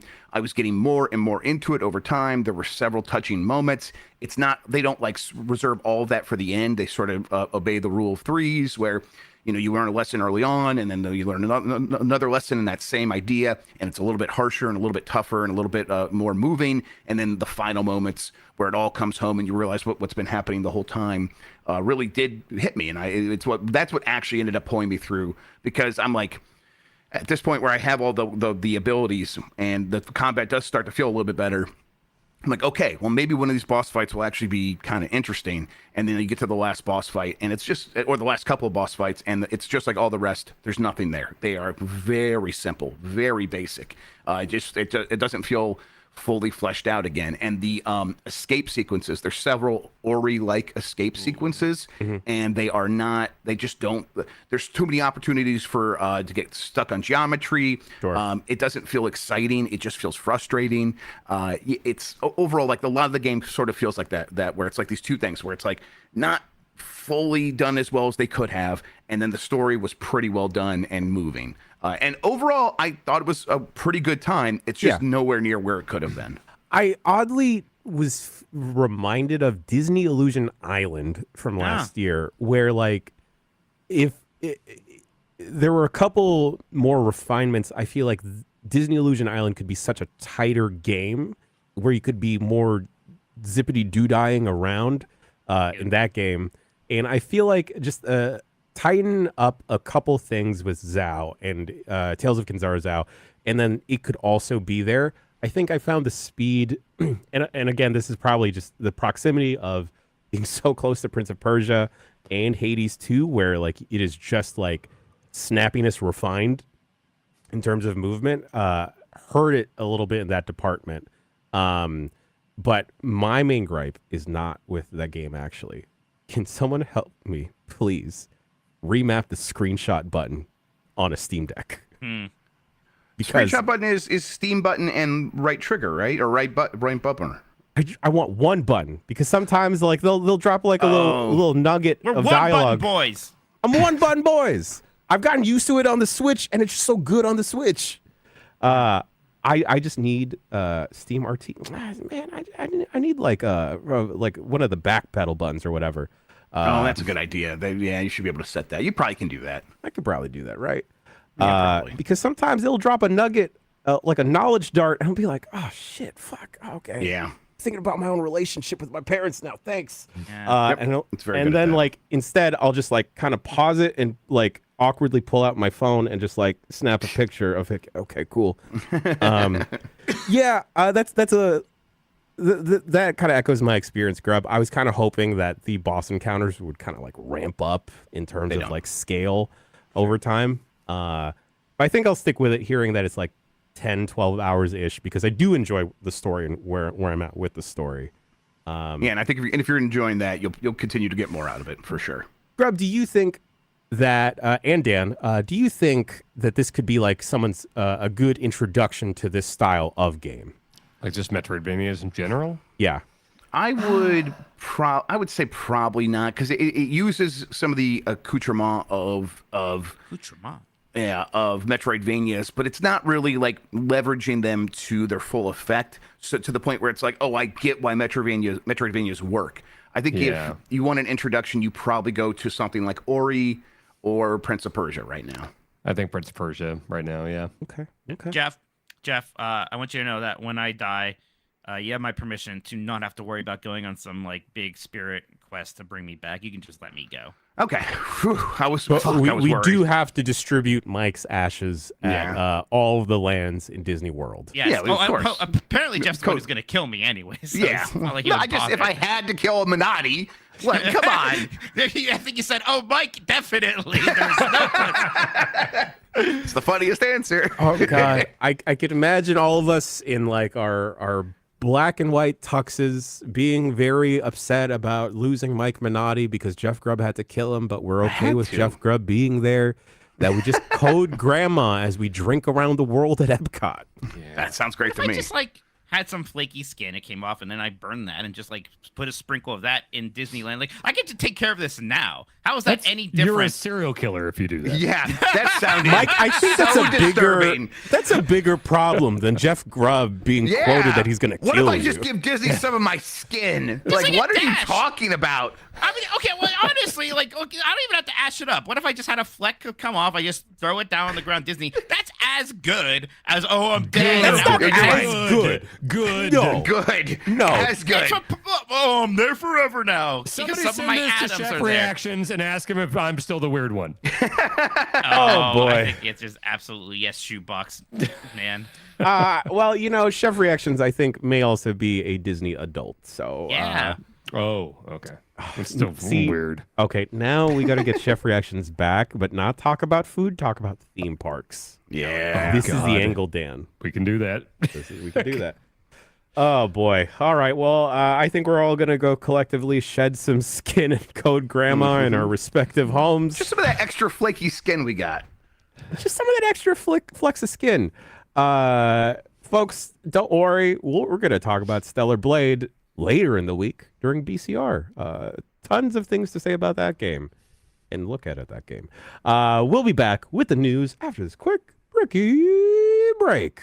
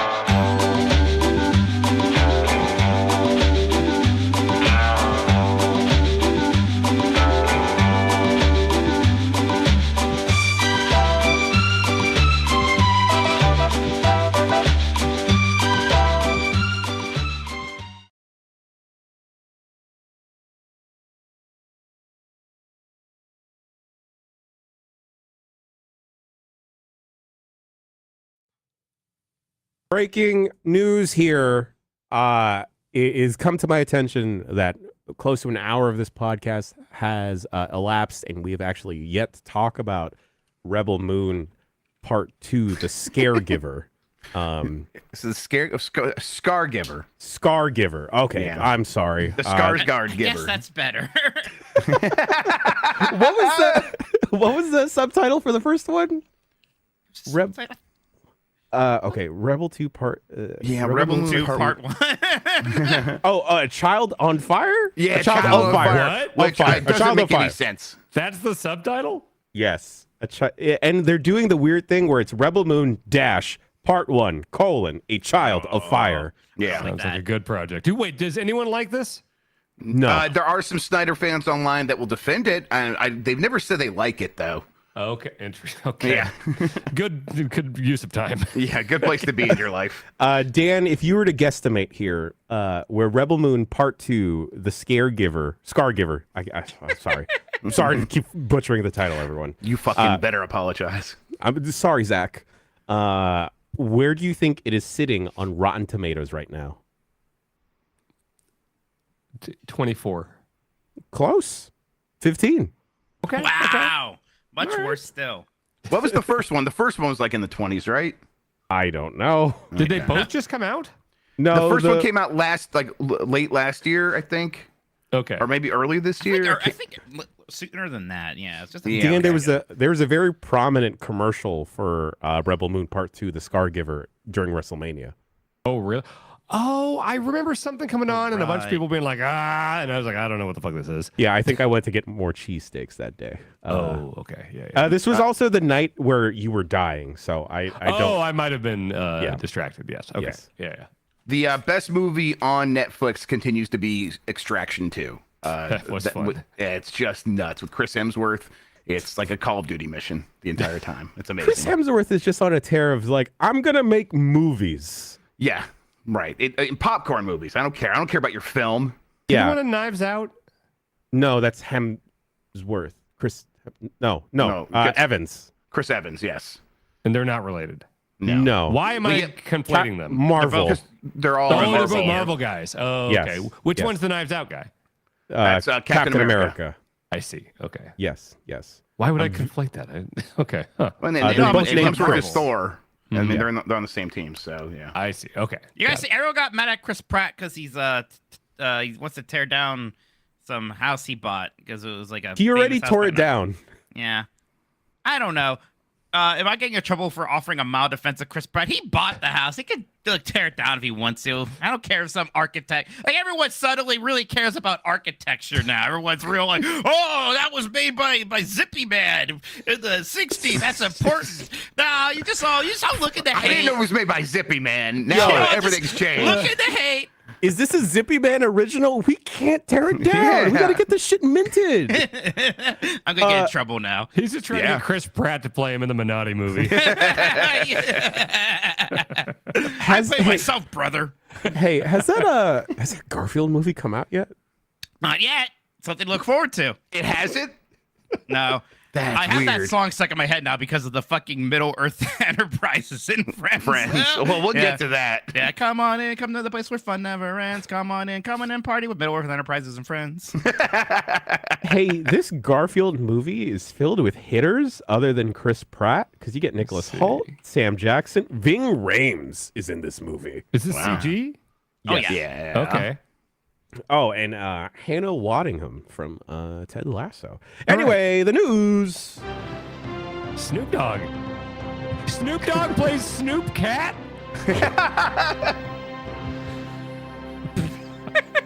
All right, we got to stop the show now. Oh, no. Look, it's on Google. It says Snoop Dogg plays Snoop Cat. That's like Zendaya is Michi level right there. Snoop Dogg is Snoop Cat. I'm going to go upstairs and yell that to my children until they stop loving me. It's Cat with two T's. Wasn't he always Snoop Cat? Because he was like Snoop Lion for a He was little Snoop bit. Lion. Oh, That's completely right. different. That really didn't take. That was a bad gimmick change. Yeah, You didn't get it over, brother. Yeah, it's like No. Joker Sting levels. Yeah. No, was he- don't what's you like dare Joker besmirch Joker Sting with Snoop You Lion. have to be so Joker careful Sting when you make aged fun of well, Joker or people Sting. There's always a Joker Sting mark amongst you. It's like when Lil Wayne got into skateboarding. All right. We got to do it like an old TNA podcast. That's what we really need to do. We I've just watch never seen TNA. week by week. I've That's what never we should seen be doing. TNA, but I listened to the Deadlocks about it, and I was like, why wasn't I watching TNA? I am 1,000,000% soon going to watch the Monday Night War TNA with Dan at some point because that would just be incredible. Sounds like the Guys, most fun thing ever. we've started doing the Power Bombcast more frequently, so we don't talk about wrestling everywhere else. All right. Wow. No, we're still going to do Osprey. that, but then we do more on the side. Grub, what is Bro. Atari doing? Bro, Atari's brought back the Infogrames brand as a publishing label. What? I don't know. Atari has revived the Infogrames brand as the publishing label. The brand, which hasn't been actively used for around 2 decades, will focus on acquiring and publishing games that differ from Atari's core IP portfolio. Infogrames will prioritize game preservation and began its journey by acquiring totally reliable delivery service from TinyBuild. Atari's CEO, Wade Rosen, expressed excitement about bringing back Infogrames' reputation for publishing unique games. Infogrames is one where I never really fully understood what they were, other than that's the fake Atari. yeah, like- I mean, Yeah, go ahead. they just released a bunch of stuff. I mean, it's like random what they did. There's no identity there. It's like a lot of licensed games. Putt, The putt, cliffhanger game, Yeah, Putt right. Putt goes to the moon. Roku Whoa. Second 2, the Animorphs game, Alone in the Dark, Backyard Baseball. So yeah, is this about Driver? the Kelseys wanted to bring back the backyard sports? Is that what this is? I mean, I think it's just like them trying to find ways to expand in a way that like feels like honest or something like that, but it feels weird. I mean, okay. Infogrames in the 90s acquired Ocean, Gremlin Interactive, DMA Design, which was Rockstar, Accolade, Beam Software, GT Interactive, Hasbro Interactive, Microprose, and Atari itself. So like Infogrames was making a ton of acquisitions, and then they changed their name from Infogrames to Atari after making that acquisition, and sort of just faded away because no one cared about Infogrames. So I do wonder what this is going to accomplish. I don't think there's a strong brand there, but you know, if you just want to expand, whatever, but don't act like everyone's real excited that Infogrames is back. Mega Man 8. I saw that. That's weird. Apparently, they published the POW version of Mega Man 8. The Capcom Ants didn't video want to. game from the Ants CG movie Oh. for Game Boy Color. Oh.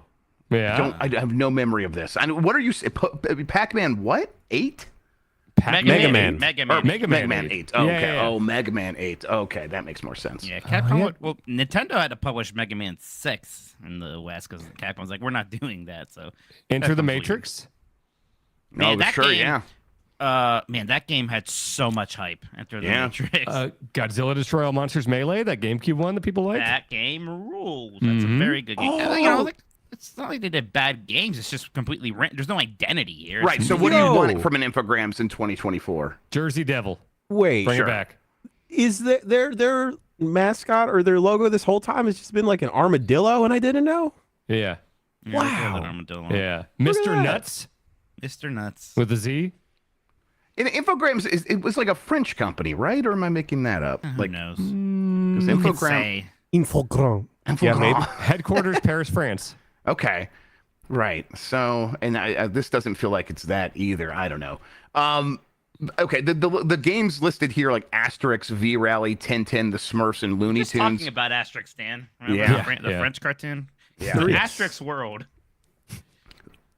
Listen. I like the current modern day Atari where they're like, we're gonna lean way hard into nostalgia and then preserving that stuff. Not just like, oh, we're gonna fart out a bunch of stuff that has the name of a game you like on it. We're actually gonna try. Like they just did that Lunar Lander game that's like trying to like do more with Lunar Lander, and they've done this a bunch of times. Like this is a decent idea, and I hope they lean into that. I just don't know how Infogrames helps them accomplish that, but I mean, whatever. Go ahead and try. All right, PlayStation is officially bringing trophies to PC. Ghost of Tsushima's Director's Cut will be the first PlayStation game on PC to feature a new PlayStation overlay, including trophies, friends list, settings, and profiles. Players who sign into their PSN accounts on PC can earn the same trophies as the PS5 version. The game supports both PlayStation trophies and Steam and Epic Game Store achievements. PlayStation overlay is optional for single player and Legends mode. The addition of trophy support was first rumored last year, following the addition of PSN support to Marvel's Spider-Man Remastered on PC. This feels like another step towards Sony making PC a bigger part of what they're doing. Do you think this like leads to them building a store, like a PlayStation Store on PC? And is this something that you guys are interested in using? No. Yeah. I mean, I'm interested in playing PlayStation games on PC. I don't know if I need a separate thing to launch it and UI and all that stuff. I like the idea of getting trophies there, even though I don't really pay attention to it anymore. Well, okay, let me float this idea. This was like, and when we've talked about this in the past week, this is what I've said is like, okay, what if there's a PlayStation Store that you need to use, but the benefit is you get the game day and date when it launches on PS5, but now you can play it on PC, and then otherwise it comes to Steam a year later. Would you buy games on the PlayStation Store with cross save and all that stuff? Yeah, cross save, maybe cross buy. If I could do that, and I mean, do you think you'd be able to play anything on Steam Deck? Or you'd probably do some Linux workaround. Gotta join me in that Roger Ally world. Yeah, you could use your flip, use that instead. Oh yeah, I guess I could use that. Yeah. Maybe sometimes certain use cases. I'm never against the idea of being able to play my stuff on more things, especially if they'll talk to each other and cross save and things like that.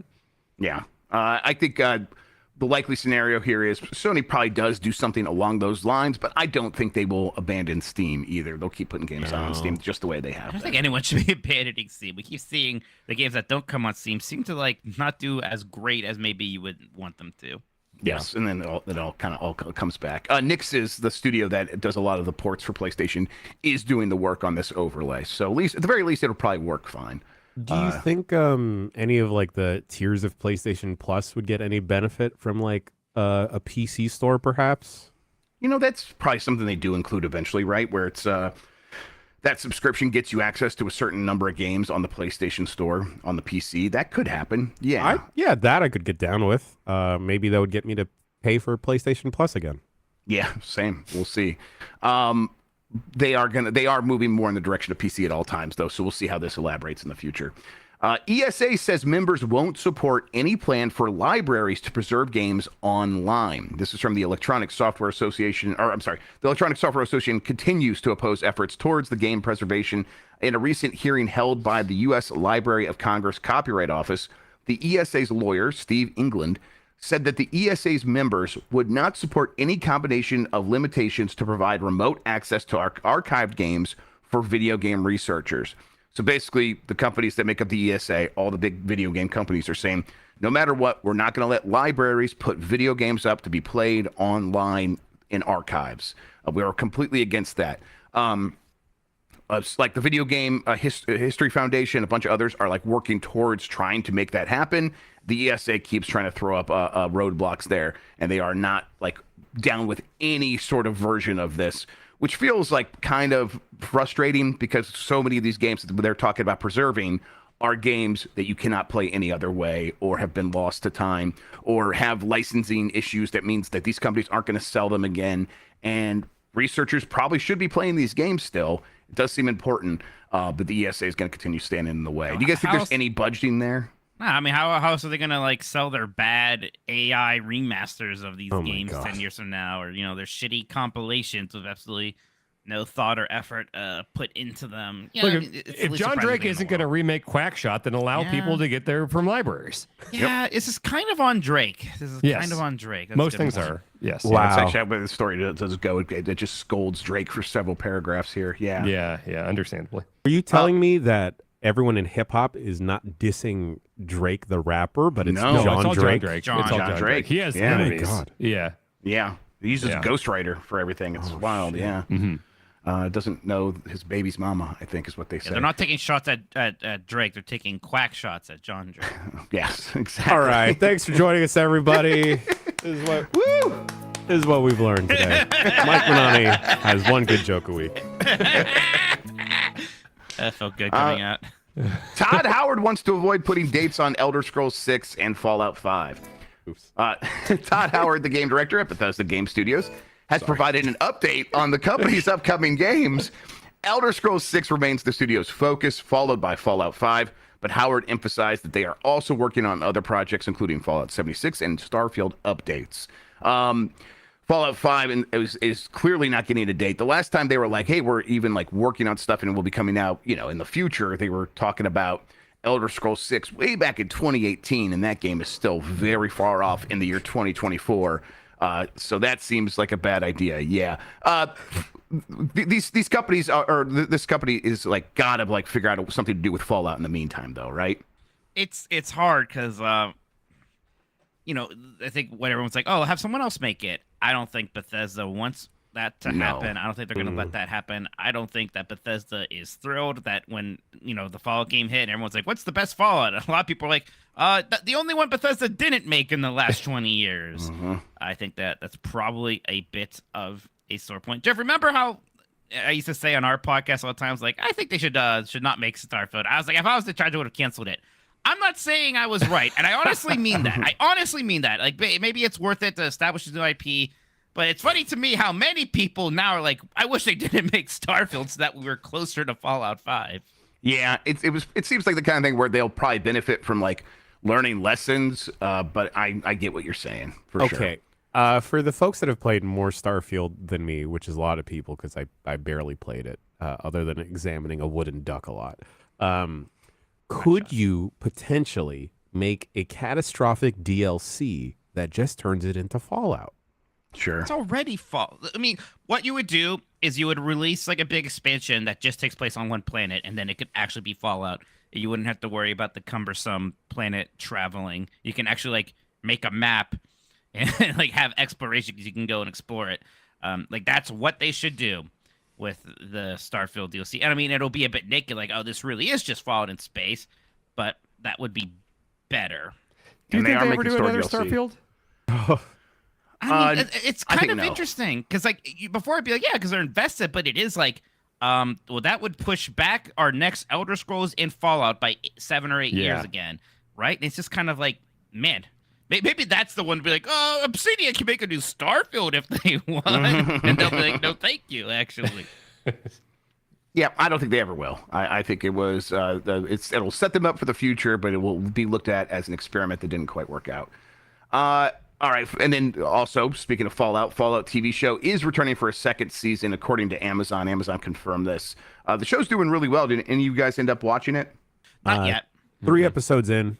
I think I know there's like a whole debate online about the whole binging thing, but I think just because it all dropped at the same time, I'm just gonna get to it when I get to it. Yeah, sure. It's I thought it was pretty okay. It's not like didn't blow my socks off or anything, but it's better than a lot of other video game TV shows. I didn't really give Halo a chance though, so it's unfair to compare it to that. But it looks better than what Halo looked like to me from a distance. Yeah, if you gun to my head, I would probably go with Fallout 5 times out of 5 rather than Halo or the Twisted Metal show, which I What is hear the Halo okay. show on? I don't think I realized there was a Paramount. What do you Plus. mean? Get on Paramount Plus. It's at its where your Oh, that's what I Kevin know what it's Costner's talking about. run Okay. free. Is it like full on Master Chief and everything? Like a high budget Halo show? And where as no you one's can see talking his about it? ass. Yeah, people don't like it. It's weird. Okay. They show his butt. And his see. face, which people are more upset about. Oh yeah, they're more so that's yes. And he has sex with the Covenant. Yeah, he fucks. He cucks Cortana. Yeah. Master It's Cheeks. Cuckoldress. Yeah.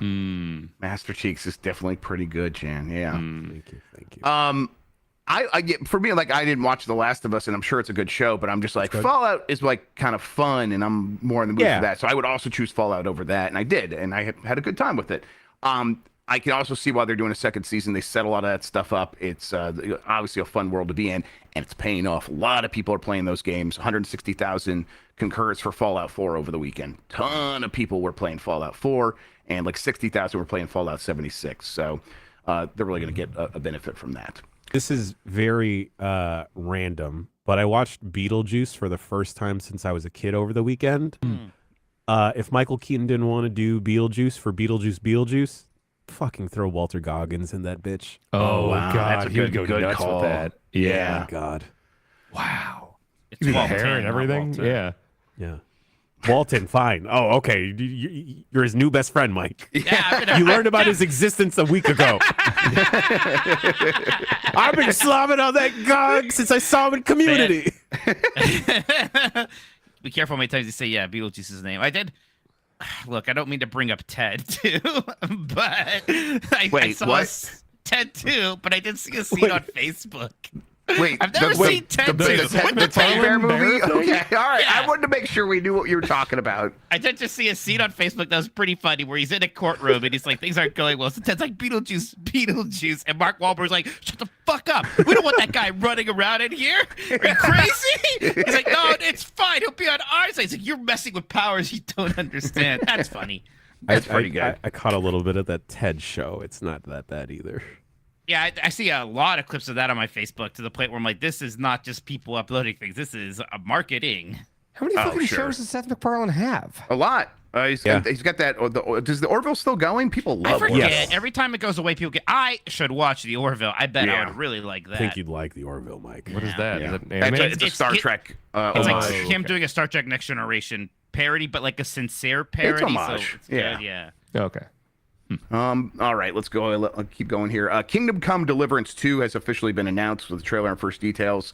They're going to release it, I think, later this year, and I'm not sure if it's early access or not. But are you guys Kingdom Come Deliverance players? Did you guys? It's No. historical based Kingdom open gone. RPG. Yeah, Kingdom out of here. This is like Mike, another. you had your one good joke. Don't push it. I'm a little bit more interested in this than I think I was even in the first one, just because it's like they've had so much time to like make an open world game. But I don't know. It's hard to make open world games interesting. We've seen over and over again. So They were also very shitty with the messaging behind the first game. yeah, the CEO specifically. Turned me off of that completely. Yep, me too.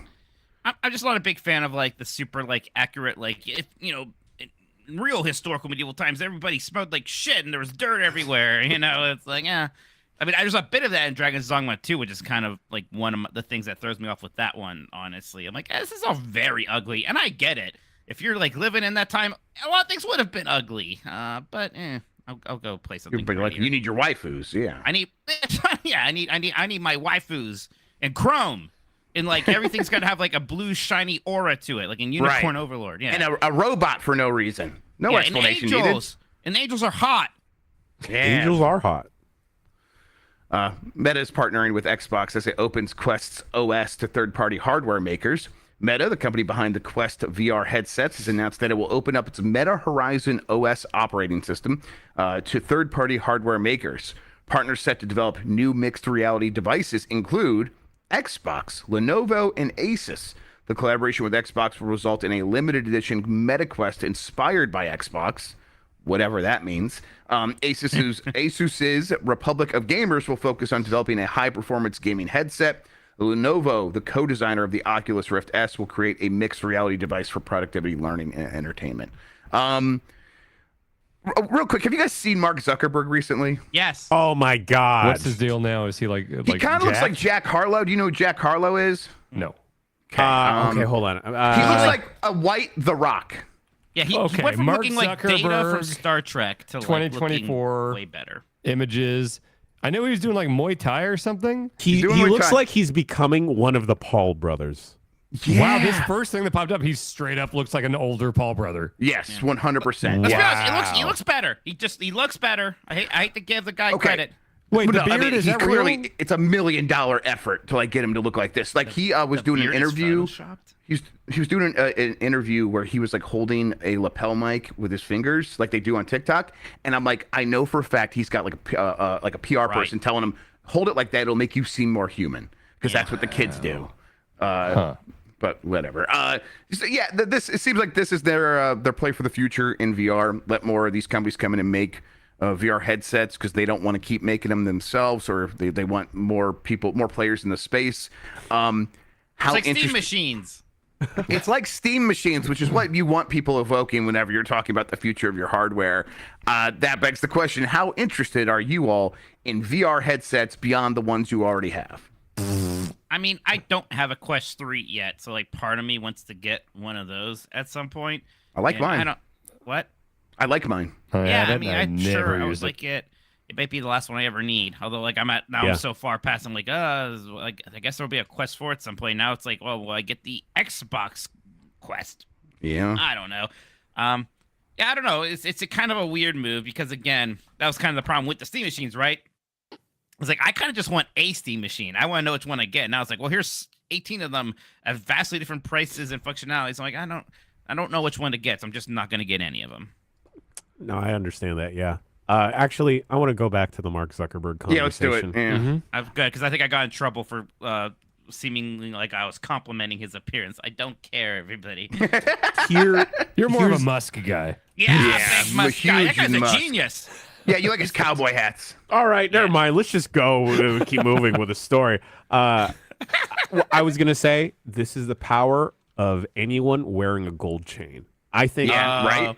I think Man. all of us are like handsome-looking individuals. I think we'd get like a +10 charisma each of us if we added a small gold chain. I Can I used pull to it have off? one. Believe it Oh, or you not. can pull it off. Yeah. Yeah. You're Italian. Of course Yeah. you can pull it off. Yeah. What? Yeah. No, I don't think I am. Oh, I thought you were talking about Mike. I thought no, we- no. Oh, sorry, my Well, bad. I used to have one like an Italian horn, and then I have so much chest hair, it would get caught in there and be No, painful all the time. exactly. You get like a Hate it. fat donkey chain. No, that's all right. I'm gonna send this one of Mark Zuckerberg looking just like The Rock. There we go. Okay, good. All right, that's Is it in the fanny chat. pack? No, it's a turtleneck and the gold chain. Is that a real photo? I think it's real. It looks Photoshop, but I think He it's looks like real. he's in a cult.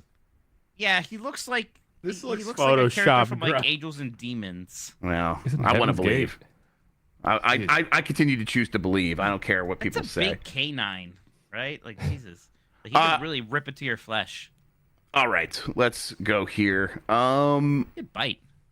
Let's see, next story. Oh, yeah. Embracer Group announces plans to split into 3 separate companies. Embracer Group, a Swedish game and media holding company, plans to split into 3 separate entities. Asmodee, Coffee Stain and Friends, and Middle Earth Enterprises and Friends. Mike, you want to sing the song again?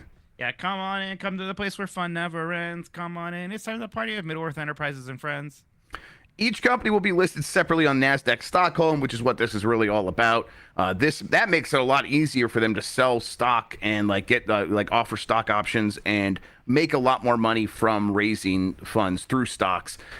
So that will make it easier for them to get that money and then do more stuff to make more games.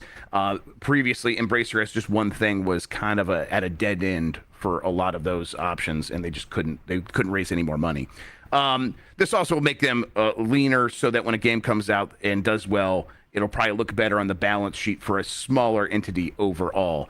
Let's see, Coffee Stain and Friends will be focused on PC, console, mobile games from a lot of like indie equivalent developers, and then the Middle Earth Enterprises and Friends, which is just an incredible name, will be focused on like big PC, console, AAA games.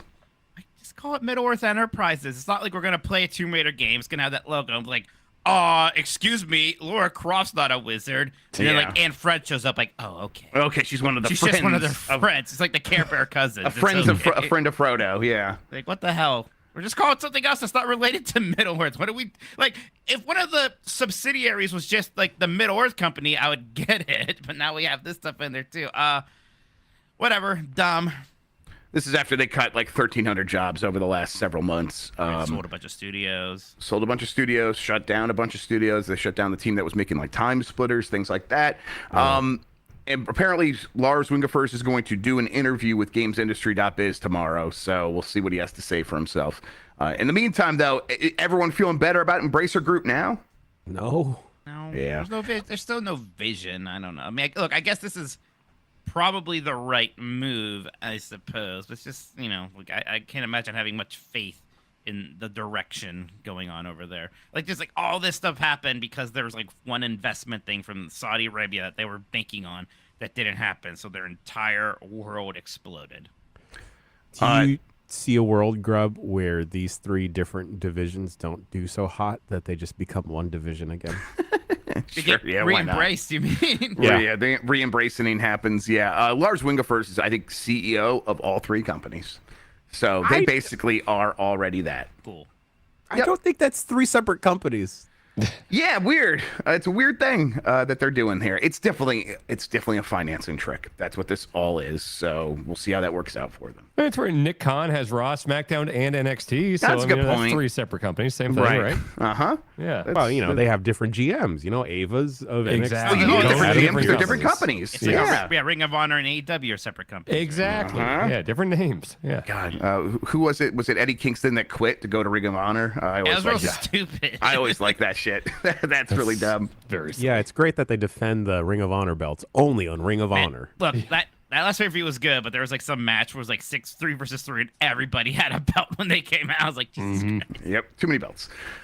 Tales of the Shire, a Lord of the Rings game, got details in a first trailer. It's set to release in the second half of 2024, and this game just looks like there's a war going on over there, but we're fucking hobbits. We're just gonna drink beer and farm. What with hobbits right now? We're fucking them. We're fucking. Right We're in their fucking hobbit hobbits. holes. Yeah, listen, wood. That's what a hobbit hole is. You. Yeah, you said I only had one good joke in podcast. Lightning I don't know. can strike twice.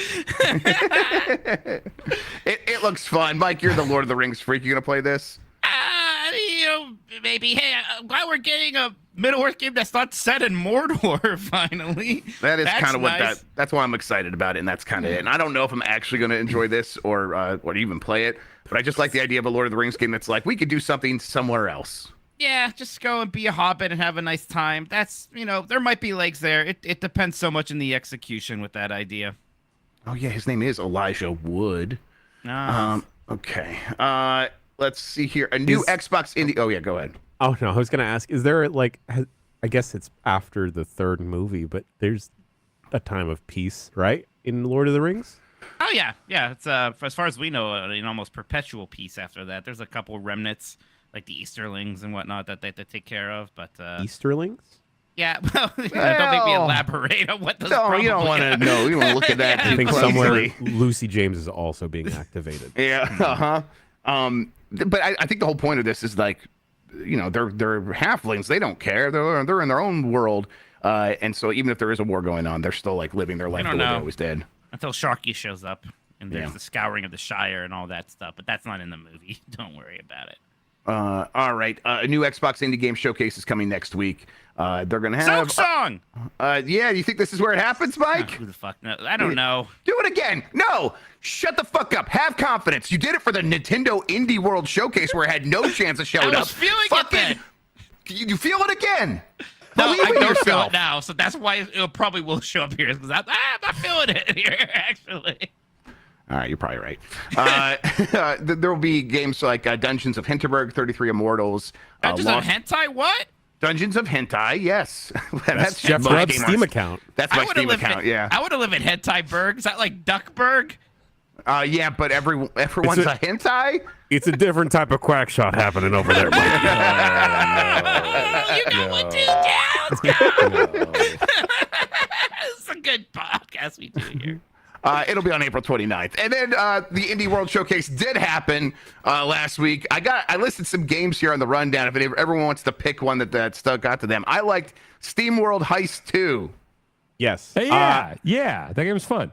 I'm glad more folks will be able to check out TMNT Splintered Fate. Yeah, I think that's like fully out now, right? We should play that. Oh, yeah, let's do that. Okay. Yeah, that looked Mikey, you have to be Michelangelo. I'm sorry. I know that's been my lot in life. Like when I was a kid, Mikey was my favorite, like everyone, and now I'm almost a little over it. Like, all right, Mikey, why don't you go like get a job or something? Not You don't everyone. like to party. Donatello is the guy. Yeah, that's the nerd. I liked Anton Blast, that Wario Land looking game. Excuse me, that looked neat. That was good. Dan, did you ever get around to watching that? I know you were late that morning. Yeah, that's right. Wait, Pizza Quest or whatever? What? Wait, what are we talking about? Anton Blast is not Pizza Tower. What is this? We played and I was late? The Nintendo Indie World Showcase. Nintendo Indie World Showcase. Oh, that day. I see. Hey, I was there right when Slack told me it was starting. I just forgot about time zones. No, I have not seen that. Does it just look like Wario Land? It looks like Pizza Tower and Wario Land. Yeah, for sure. Yeah. Less Pizza Tower, though. Less Pizza Tower. I don't love Wario Land. Weird. Yeah, it is Really? weird. Why do you say you like don't love you dislike Game Boy. it? Oh, because it's a Game Boy franchise, Jeff. sure, It's right. Game Shows Boy. Mario What a Aware, but it was fucking- Game Boy Advance when the Game Yeah, Boy we got get it. good. Before Game Boy Advance, you didn't like portable games. We get it. That's correct. Disgusting. Okay. I think that does it for the news, though, because I don't think Dan, you don't have a game from the City World Showcase because you didn't watch this thing, I right? said SteamWorld Heist. That's Oh, that's right. You were with me on Jeff took Team World that one Heist, too. already. Okay, I'll that's take it fine. too. Europa also looks pretty quaint. Yes, Looks mad whimsical. I like that. I Mad want to see what whimsical. I want to see what a Yars Rising Metroidvania means. That That's looks weird. Yeah, Bad. but that game. It does like, look bad, looks but I want to find out what it looks like. When I saw Lorelei and the laser eyes, I just thought this was a Gilmore Girls game, and I got kind of excited. Sure. Why not? All Why right. wouldn't it be? Yeah. I'm gonna save you, Jeff, and bring up the metaphor refantasia. Yeah, I didn't watch video. that, but I mean, what like was there details in there? Coming out on my birthday. That's the biggest detail. Yeah, we got the release date. It is October 11th, which is exciting. I mean, it does look like Fantasy Persona in a lot of ways, but in a lot of interesting ways. I am very excited for it. This is continuing that year of RPGs we've been talking about. Yeah, I think it might cap off a great year of RPGs, Mikey. Absolutely. I am fully on board for this. So you're fully on board now. I think the last time we talked about Metaphor Refantasio, you were like I was- mostly on board. But you were like, I don't know about fantasy. I mean, I've still a little bit of me is like, oh, hey, yeah, like we're gonna switch things up by making it fantasy. Like, Right, okay. Like the whole thing with Persona was that we're the JRPG series that isn't fantasy or sci-fi, and now, but it is like a interesting enough looking spin on fantasy. So whatever, it'll be good. Actually, continuing the year of RPGs, Shin Megami Tensei 5 Vengeance is also out now, because I think that was like a Switch exclusive It for used to a be while. only on Switch, and now it's gone on other places, and this is kind of the version that's going to add some more stuff. I don't know. I didn't really get into SMT5 very much. I played it for Very a few hard. hours. Yeah, It was very difficult. I dipped pretty fast on that one. But hey, if you're like a Shin Megami freak, let your flag fly higher now. That's not out till June though. I think there's like a preview embargo that went up today or yesterday or something. All right, that does it for the news. Then I'm gonna hand the show back over to Jan. Oh boy, wow, we've learned a lot so far, but we got to go read some emails, and we're gonna go read those emails after this Ricky break.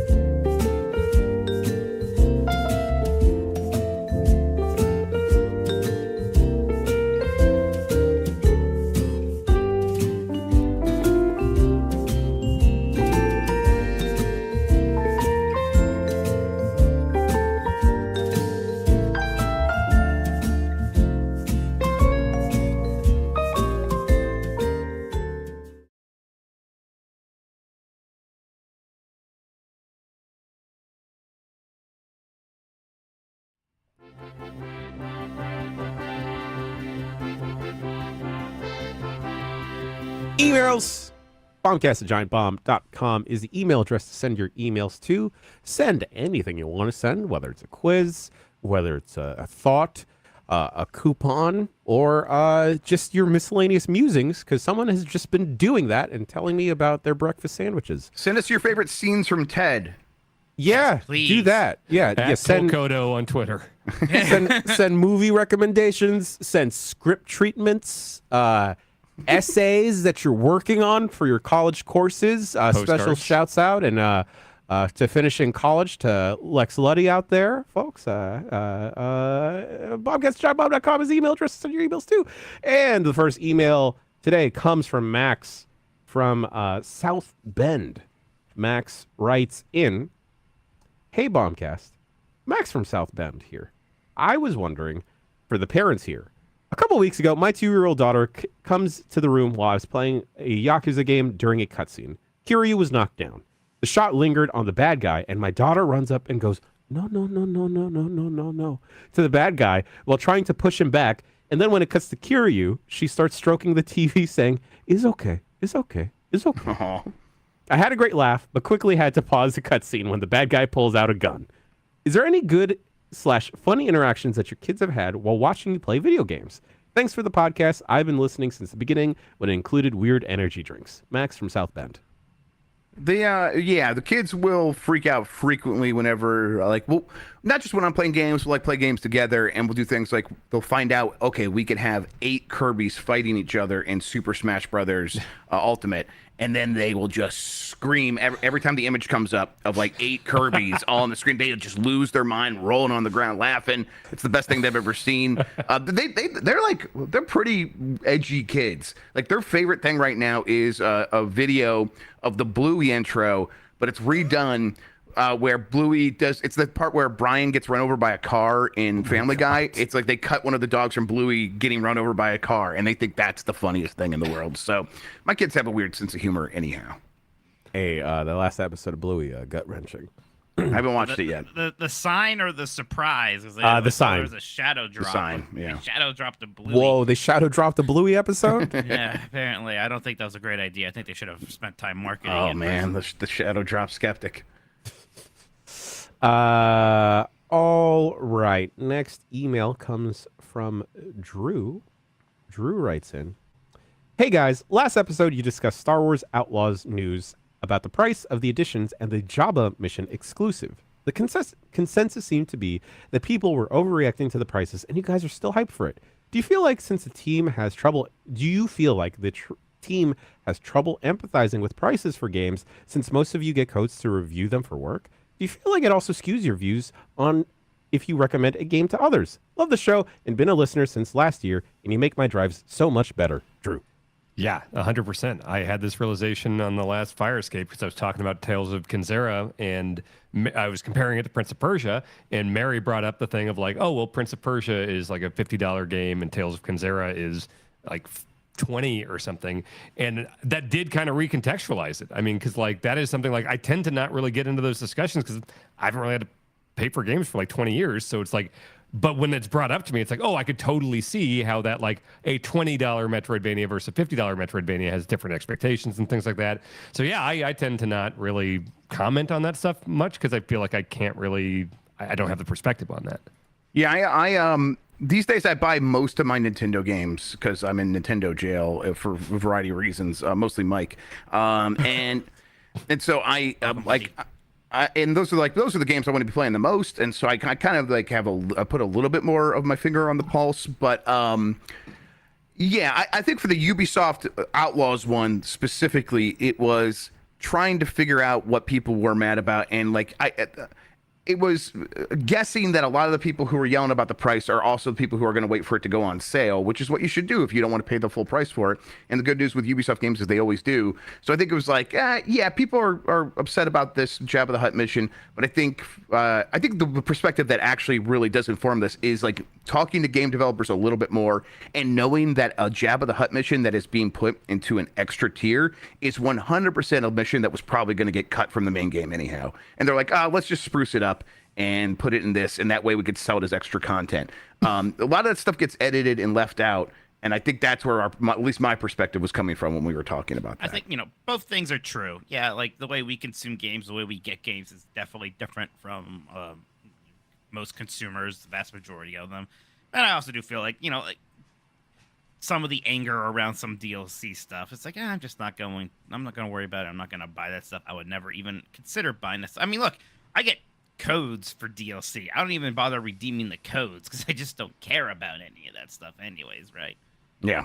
But I mean, it definitely does happen sometimes where the price, the effectiveness or the price pressure that people feel doesn't get to me quite the same. So yes, that's possible. Sure. I think about time more than Definitely.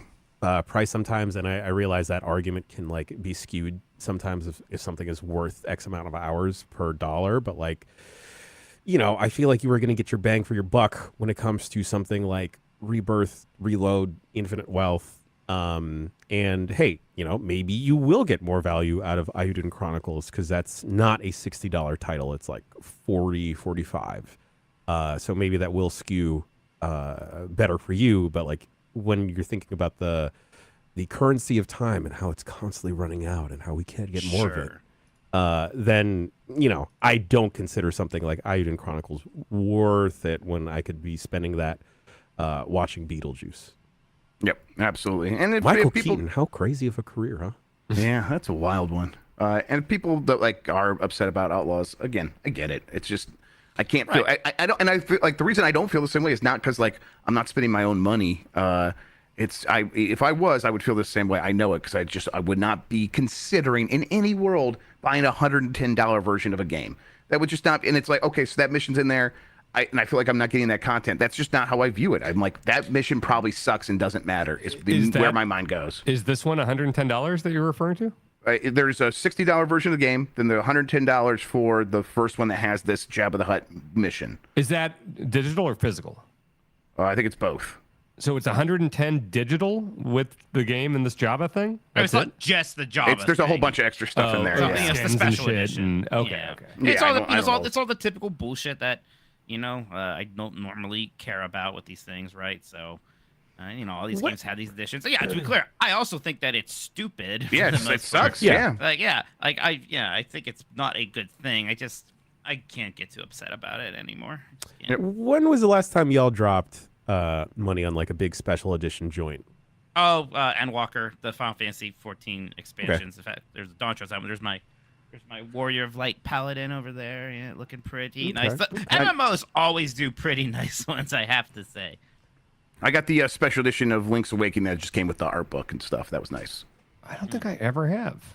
I mean, Ever? like Really? old games, like when I'm like collecting and stuff like that. Sure. But like not like a new game. I don't think I've ever bought a super I remember being special really edition. excited for the Uncharted 3 Drake's Deception one because it came with the statue and it came with his ring, and his ring was really important in that game. I was like, oh, that's very cool. Remember not having a PS3 at the time, but really wanting to get the special edition of Infamous because I wanted that little messenger bag that Cole had. Oh, sure. I just remembered I did buy the night vision goggle Modern Warfare 2. I was going to say, I did think about that. Yeah, night vision goggles are very cool. Because I got the standard one to review, and then I was like, I got to get the fucking night vision goggles. Yeah. How many of you guys had the Halo 3 special edition cat helmet? Come on. Bonk had that.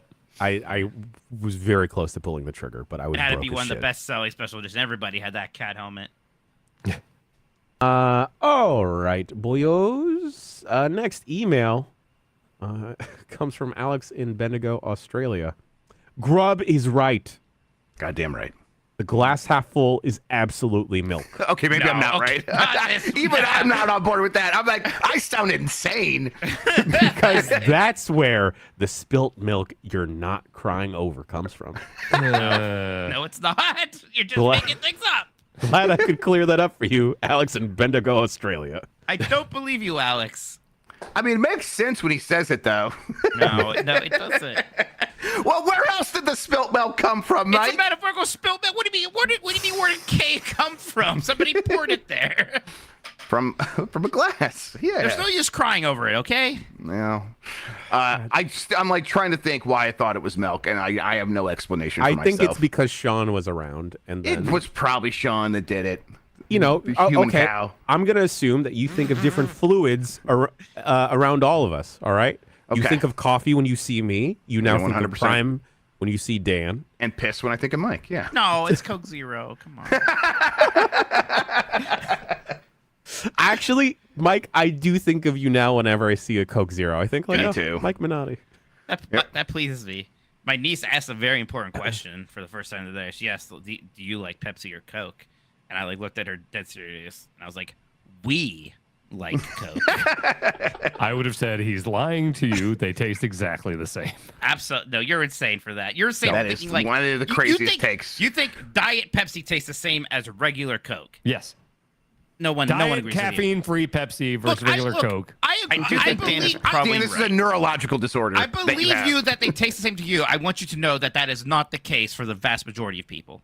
It's not like you're tuned in and like your neurons are working better than us and we're deluding ourselves. I can see through the matrix here. It's the same thing. I do think Dan is I don't probably think right. you are locked in, Dan. All right. This Next one's gonna one's say fine. no. Go drink more Prime. I And Jeff will pretend to like it and drink it with you because he I just know, likes I to be know. a part of bits. No, I can't stop drinking it. It's a problem. Yeah. Just stop. All right. Yeah, All right. It's You know the what? new water. People. It's sucralose bullshit. Yeah, Stop. get in there. Wait, Get in you there. just It's pulled out a killing great. you. Oh, you got the ice pop, Why do you have and so lemon many? lime. Yeah. Do you have any cherry freeze, Metamoon? What do we got going on here? Jesus This one's Christ. empty. This one's empty. So Mom's hydrated. doing I'm it so again. scared. Why do you have so many of them? Oh, it's because they're good. I They're- think. I got can't stop drinking them. Hey, get strawberry banana. You can find it on Amazon. Strawberry banana is really I good. had a strawberry banana. That one is actually very good. Yeah. I was at Costco yesterday and I saw Prime right there and I was Yep. about to get it and then my The partner red, looked green, at, blue pack? Yeah, the Yep. red, green, blue pack and then my Uh-huh. partner looked at me and she said, "Go ahead, get it." And then I told her no because you've shamed me in Meanwhile- liking things I like. I just looked in the fridge yesterday, and Bonk went to the grocery store yesterday, and she found me UFC flavored Prime, and so I got UFC flavored Prime What in does the that fridge. taste like? Tastes like Haven't had it violence. yet, but I've got it. Yeah, I was at Walmart. I was trying to find some Guga Foods accessories, and they had Prime there. And I thought those fucking assholes, and then walked past it. Hey, while we're talking about corporations and shit, Yeah. right? Yeah. You know what fucking got me? And you know what is actually crazy delicious? These stupid Little Caesars Crazy Puffs. Yeah, they're good. They're good. Oh, They're what's solid. this? Mine was sold out, so they canceled my whole order. I was so mad. I'm like, is I this? ordered. They're It's like little pizza cupcakes. little Dude, pizza Jane, remember when I cupcakes. brought those up to Jane Crazy bread? Cargill, and she seemed very interested in the Crazy Puffs? She was like, "Oh, I right. heard those are very good." I was like, "Yeah, Jane Cargill, they are. Does it taste like crazy bread? Because crazy bread is crazy delicious. It's a little better." Yeah, yeah. Ooh, There's like a better, eh? pepperoni in every bite. What is- A pepper? They got pepperonis? They got peppers in there? They got Pepperonis. They got some Pepperonis? ronies. They got some ronies in that. I realized joint. I tried abbreviating pepperonis as pepper, and I'm like, that would be confusing. They put the pepperoni in the cheesy bread. Oh. Yep. Why would we need any other food? I was thinking I that. think we're done. I was Yeah. thinking like, wow, Let's we've just- Let's just we've eat our evolved. crazy puffs and chug our prime, whatever the fuck, We'll be and unstoppable. die. It's better this way. Yes. Oh God. Christ. This one only has 20 calories. We'll go around Yeah, our Wally chairs. It'll be great. Yeah, it seems 20% seems less nice. than the last one. I'm opening it. You know, all those Wally people were having a good time till Wally came and ruined it. That's they true. were happy. Not That's all right. of them That- were that's fat, the- right? Oh, Some they of were them were all fat. okay. Alex they were all Boniello very was fat. messaging me like, "You're gonna get diabetes from all that Prime." I was like, "It's 1 gram of sugar. Can't get diabetes from sucralose. I'm fine." Is that true? I don't know. Probably. No, you He can't. said You it. can't get diabetes from sucralose. You probably can get a myriad of other things, but who gives a shit? Superpowers. diabetes. Yeah. Superpowers. Yeah, it's good Okay. for you. Medical advisors maybe check in, maybe Isn't email. that positive? I think it's healthy. I know you do. Okay, next email comes from Sean Denver. What's up, Bombcast? I just recently found on Spotify a playlist called Video Game Guitars Volume 6. So naturally, I had to listen to the first 5.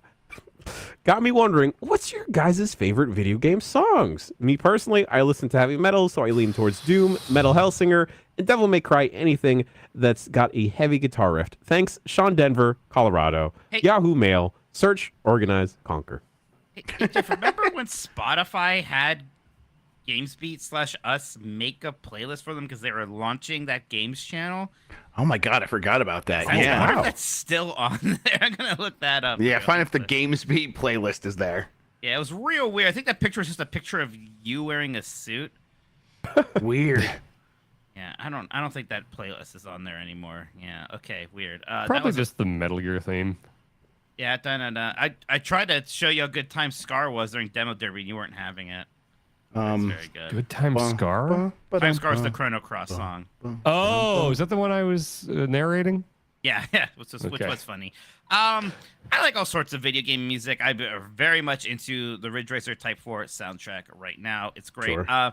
Because I'm in my vinyl era. I've been picking up a couple soundtracks there. Symphony of the Night, just Ooh. an incredibly good music on that one. I got the Streets of Rage 2 vinyl also, an all-timer. Mega Man has very, very good music across a bunch of games, like Mega Man 2 and Mega Man 3 specifically, are just all-time great soundtracks I can listen to constantly. Duckburg 2, Quackshot. That's okay. Been hearing that a lot. I'll be walking around the house now, and I'll hear meh, meh, meh, meh, meh, meh, meh, meh, meh. It's just like my Oh. kid singing to herself because she's been playing so much like Mario and Yoshi's Island and stuff, and so yeah, that's been in my head as well. I'm a big Nintendo music mark. Yeah. Sure. Sure. Are you more aquatic ambiance or sticker bush symphony? I go back and forth, but I think right now, I think if I was gonna like listen to one for myself for enjoyment, it would be Sticker Brush Symphony. What's that Yeah, from? Sticker brush. That's Donkey Kong Country 2. That's like it's Okay. kind of like chill, ambient, but still I- melodic song. Donkey Kong Country has incredible music. I just don't know Yeah. the like track names of any of them. Yeah, Yeah. Kirk Wise did that. Yeah. Yeah, I listen to a lot of video game music, so I could go like Persona 3 Reload very recently. Oh yeah. Absolutely fantastic. The Ori games had very, very good music. The final boss theme in Will o' the Wisp, like Ori versus Shriek or whatever. Like I used to listen to that constantly. I constantly have Sledge Life 1's album in rotation all the time just because I like hearing Big Mud all the time. And I just like the feeling of sludge in my lungs. The best song is Cruisin' Blast's theme song though. Yeah. Number one, it's but way with- up there. Yeah, way up there. Honeycomb Cruising Havoc from Mario style. Party 2 is really good. Sail the Canals from 5 or 6. Yeah. Shoutouts to True Love Making from Capcom versus SNK 2. That song goes hard. About hobbit holes. Maybe the best video game song ever that no one listened to is specifically the English version of the Burning Rangers theme. It's called Burning Hearts. Not that Burning Hearts, Dan, from Rocky 4. It's a different one. Actually, also, people really need to check. You don't need to play the game because I never played the game, but the soundtrack to Paradise Killer is fucking fantastic. So good. Oh, it's such a banger. Banger after banger, burger after burger. The Gamera 2000 soundtrack. Oh, that was very good, Yep. wasn't it? Yep. Yeah. I play PS it before all my shows now. PS1 era music in general had a specific, like, weird, like kind of electronica, but it was always like a fusion of electronica with something Like else. Euro. vibe. Yeah, it's like, very dance. Euro. Oh, And it Superman was 64. Incredible. Yeah. Yeah. Is there music in that game? Yeah, it's the Yep. guys going, oh! Yes. Ha, ha, ha, ha. Ha, ha, ha, ha, ha. God damn it, that game. Fuck, I have to play that tomorrow. Oh, right. And Bob Yetu, the one of the first video game song to win an Emmy. Yep. And then Mount Grammy, Rushmore whatever video the game fuck music. they win. Yep. Tony's. Tony. Also anything from like Jet Grind Radio is a Sure. banger. Anything from any Sega-made Sega Dreamcast game. Actually, Bad you're not Religion wrong and there. Offspring from Crazy Taxi. Even Tails' theme from Sonic Adventure 1. Oh, Big the Cat's theme from Sonic Adventure 1. Hey, big guy. Hey, little guy. Oh, you know what? I used to jog to the Katamari Damacy theme. that's Oh, yeah, Those are Katamari good. Damacy. Yeah, Damacy is great. That's a great one. Great soundtrack man. across the board. Yeah. God. I know that like the best music of the year during Game of the Year is always like such a garbled up category because it's all, what do you think sounds the best? And then we're just quiet for like a couple minutes listening to a bunch of tracks. But it's a fun reminder of the year. Oh yeah, Lex, Donut County, Donut Country, Donut County. Good Good soundtrack. Donkey Kong Country Tropical Freeze. No, I Yeah, believe that the was barrel not rewarded in any way. I think that So one.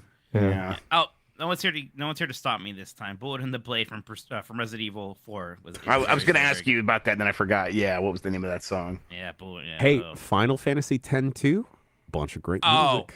Oh, Final that's Taz's Fantasy. favorite Final Fantasy. Yeah. Mark. You know, brother. Fantasy has very good music. Yeah, all the Nobu Uematsu games, but then Soken's work on 14 and 16 has been incredible. 15 actually had a good soundtrack because that was Yoko Shimomura. God, yeah, I'm just playing Theater Rhythm, right? Like Final Fantasy is one of like the only few video game series that can have its own rhythm game because it just has so much good music.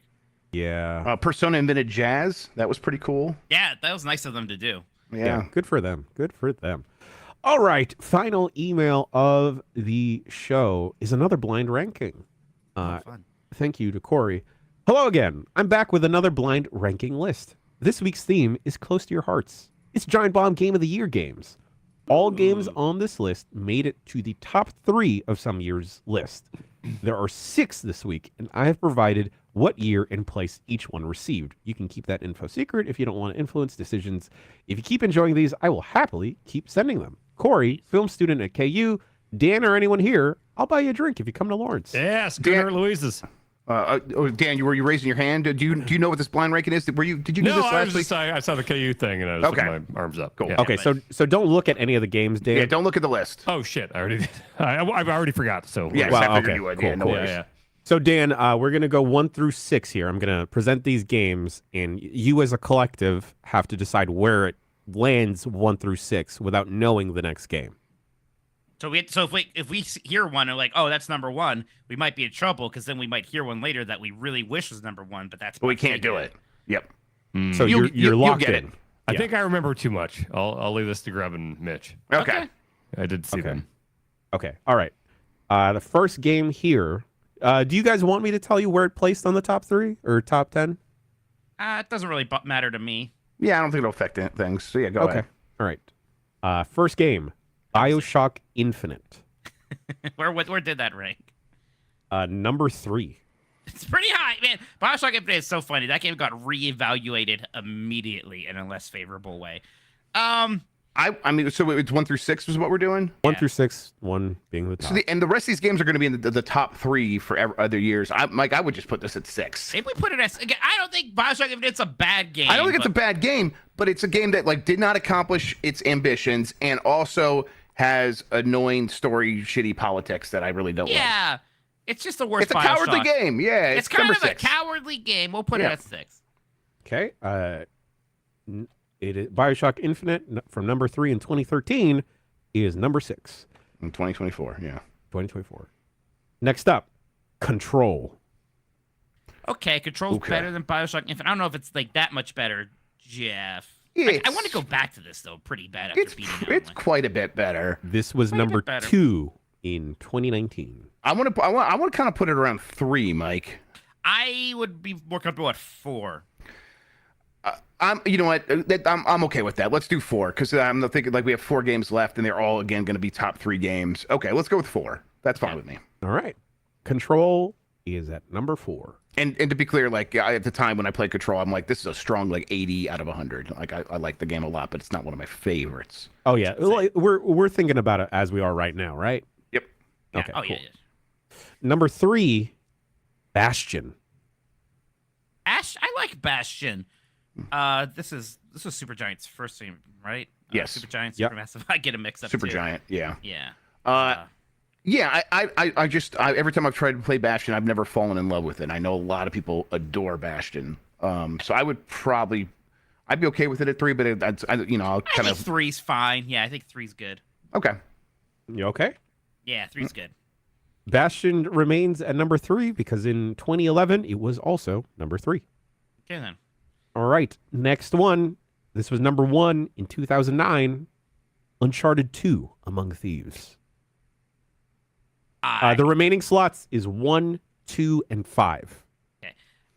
I really like Uncharted. And 2. Uncharted 2 is one of your favorite games ever. It's a great game. It's a very good game. It's so much fun. Look, everyone, all these people in chat are 5. Man, the turnaround on Uncharted that people had baffles me to this day. I don't know where that came from. Do you feel good about putting it at 1? I do. If you are worried about something else showing up, you want it at 2. How many games do we have left? Excuse me. 2 more after 2 more. Uncharted. Right, that's just math. I don't know. I want to just put it at 1, frankly.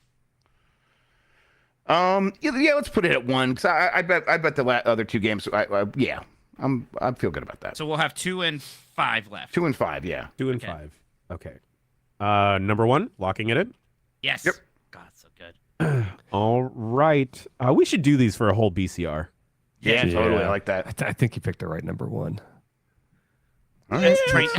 That train mission in Uncharted 2 was Yeah, the most with the mind-blowing helicopter. thing in the world. And It's better in the movie. Shut the fuck up. Hey, that scene is actually pretty good in Mission Impossible: Dead Reckoning Part 1. Yeah. And Mission Impossible 1. With Yeah. Ted's Mark Wahlberg. All right, number 5 here, or the next title, Nier Automata. Oh, this is interesting. Okay, I like Nier. Jeff does not. Okay, no, to be clear, I appreciate Nier. I just think the combat is boring. Mm-hmm. Okay. Yeah, I don't. I see what you mean. The combat is very simple. I just personally got simple. bored by it. I guess it's. I get that. In my opinion, it is boring.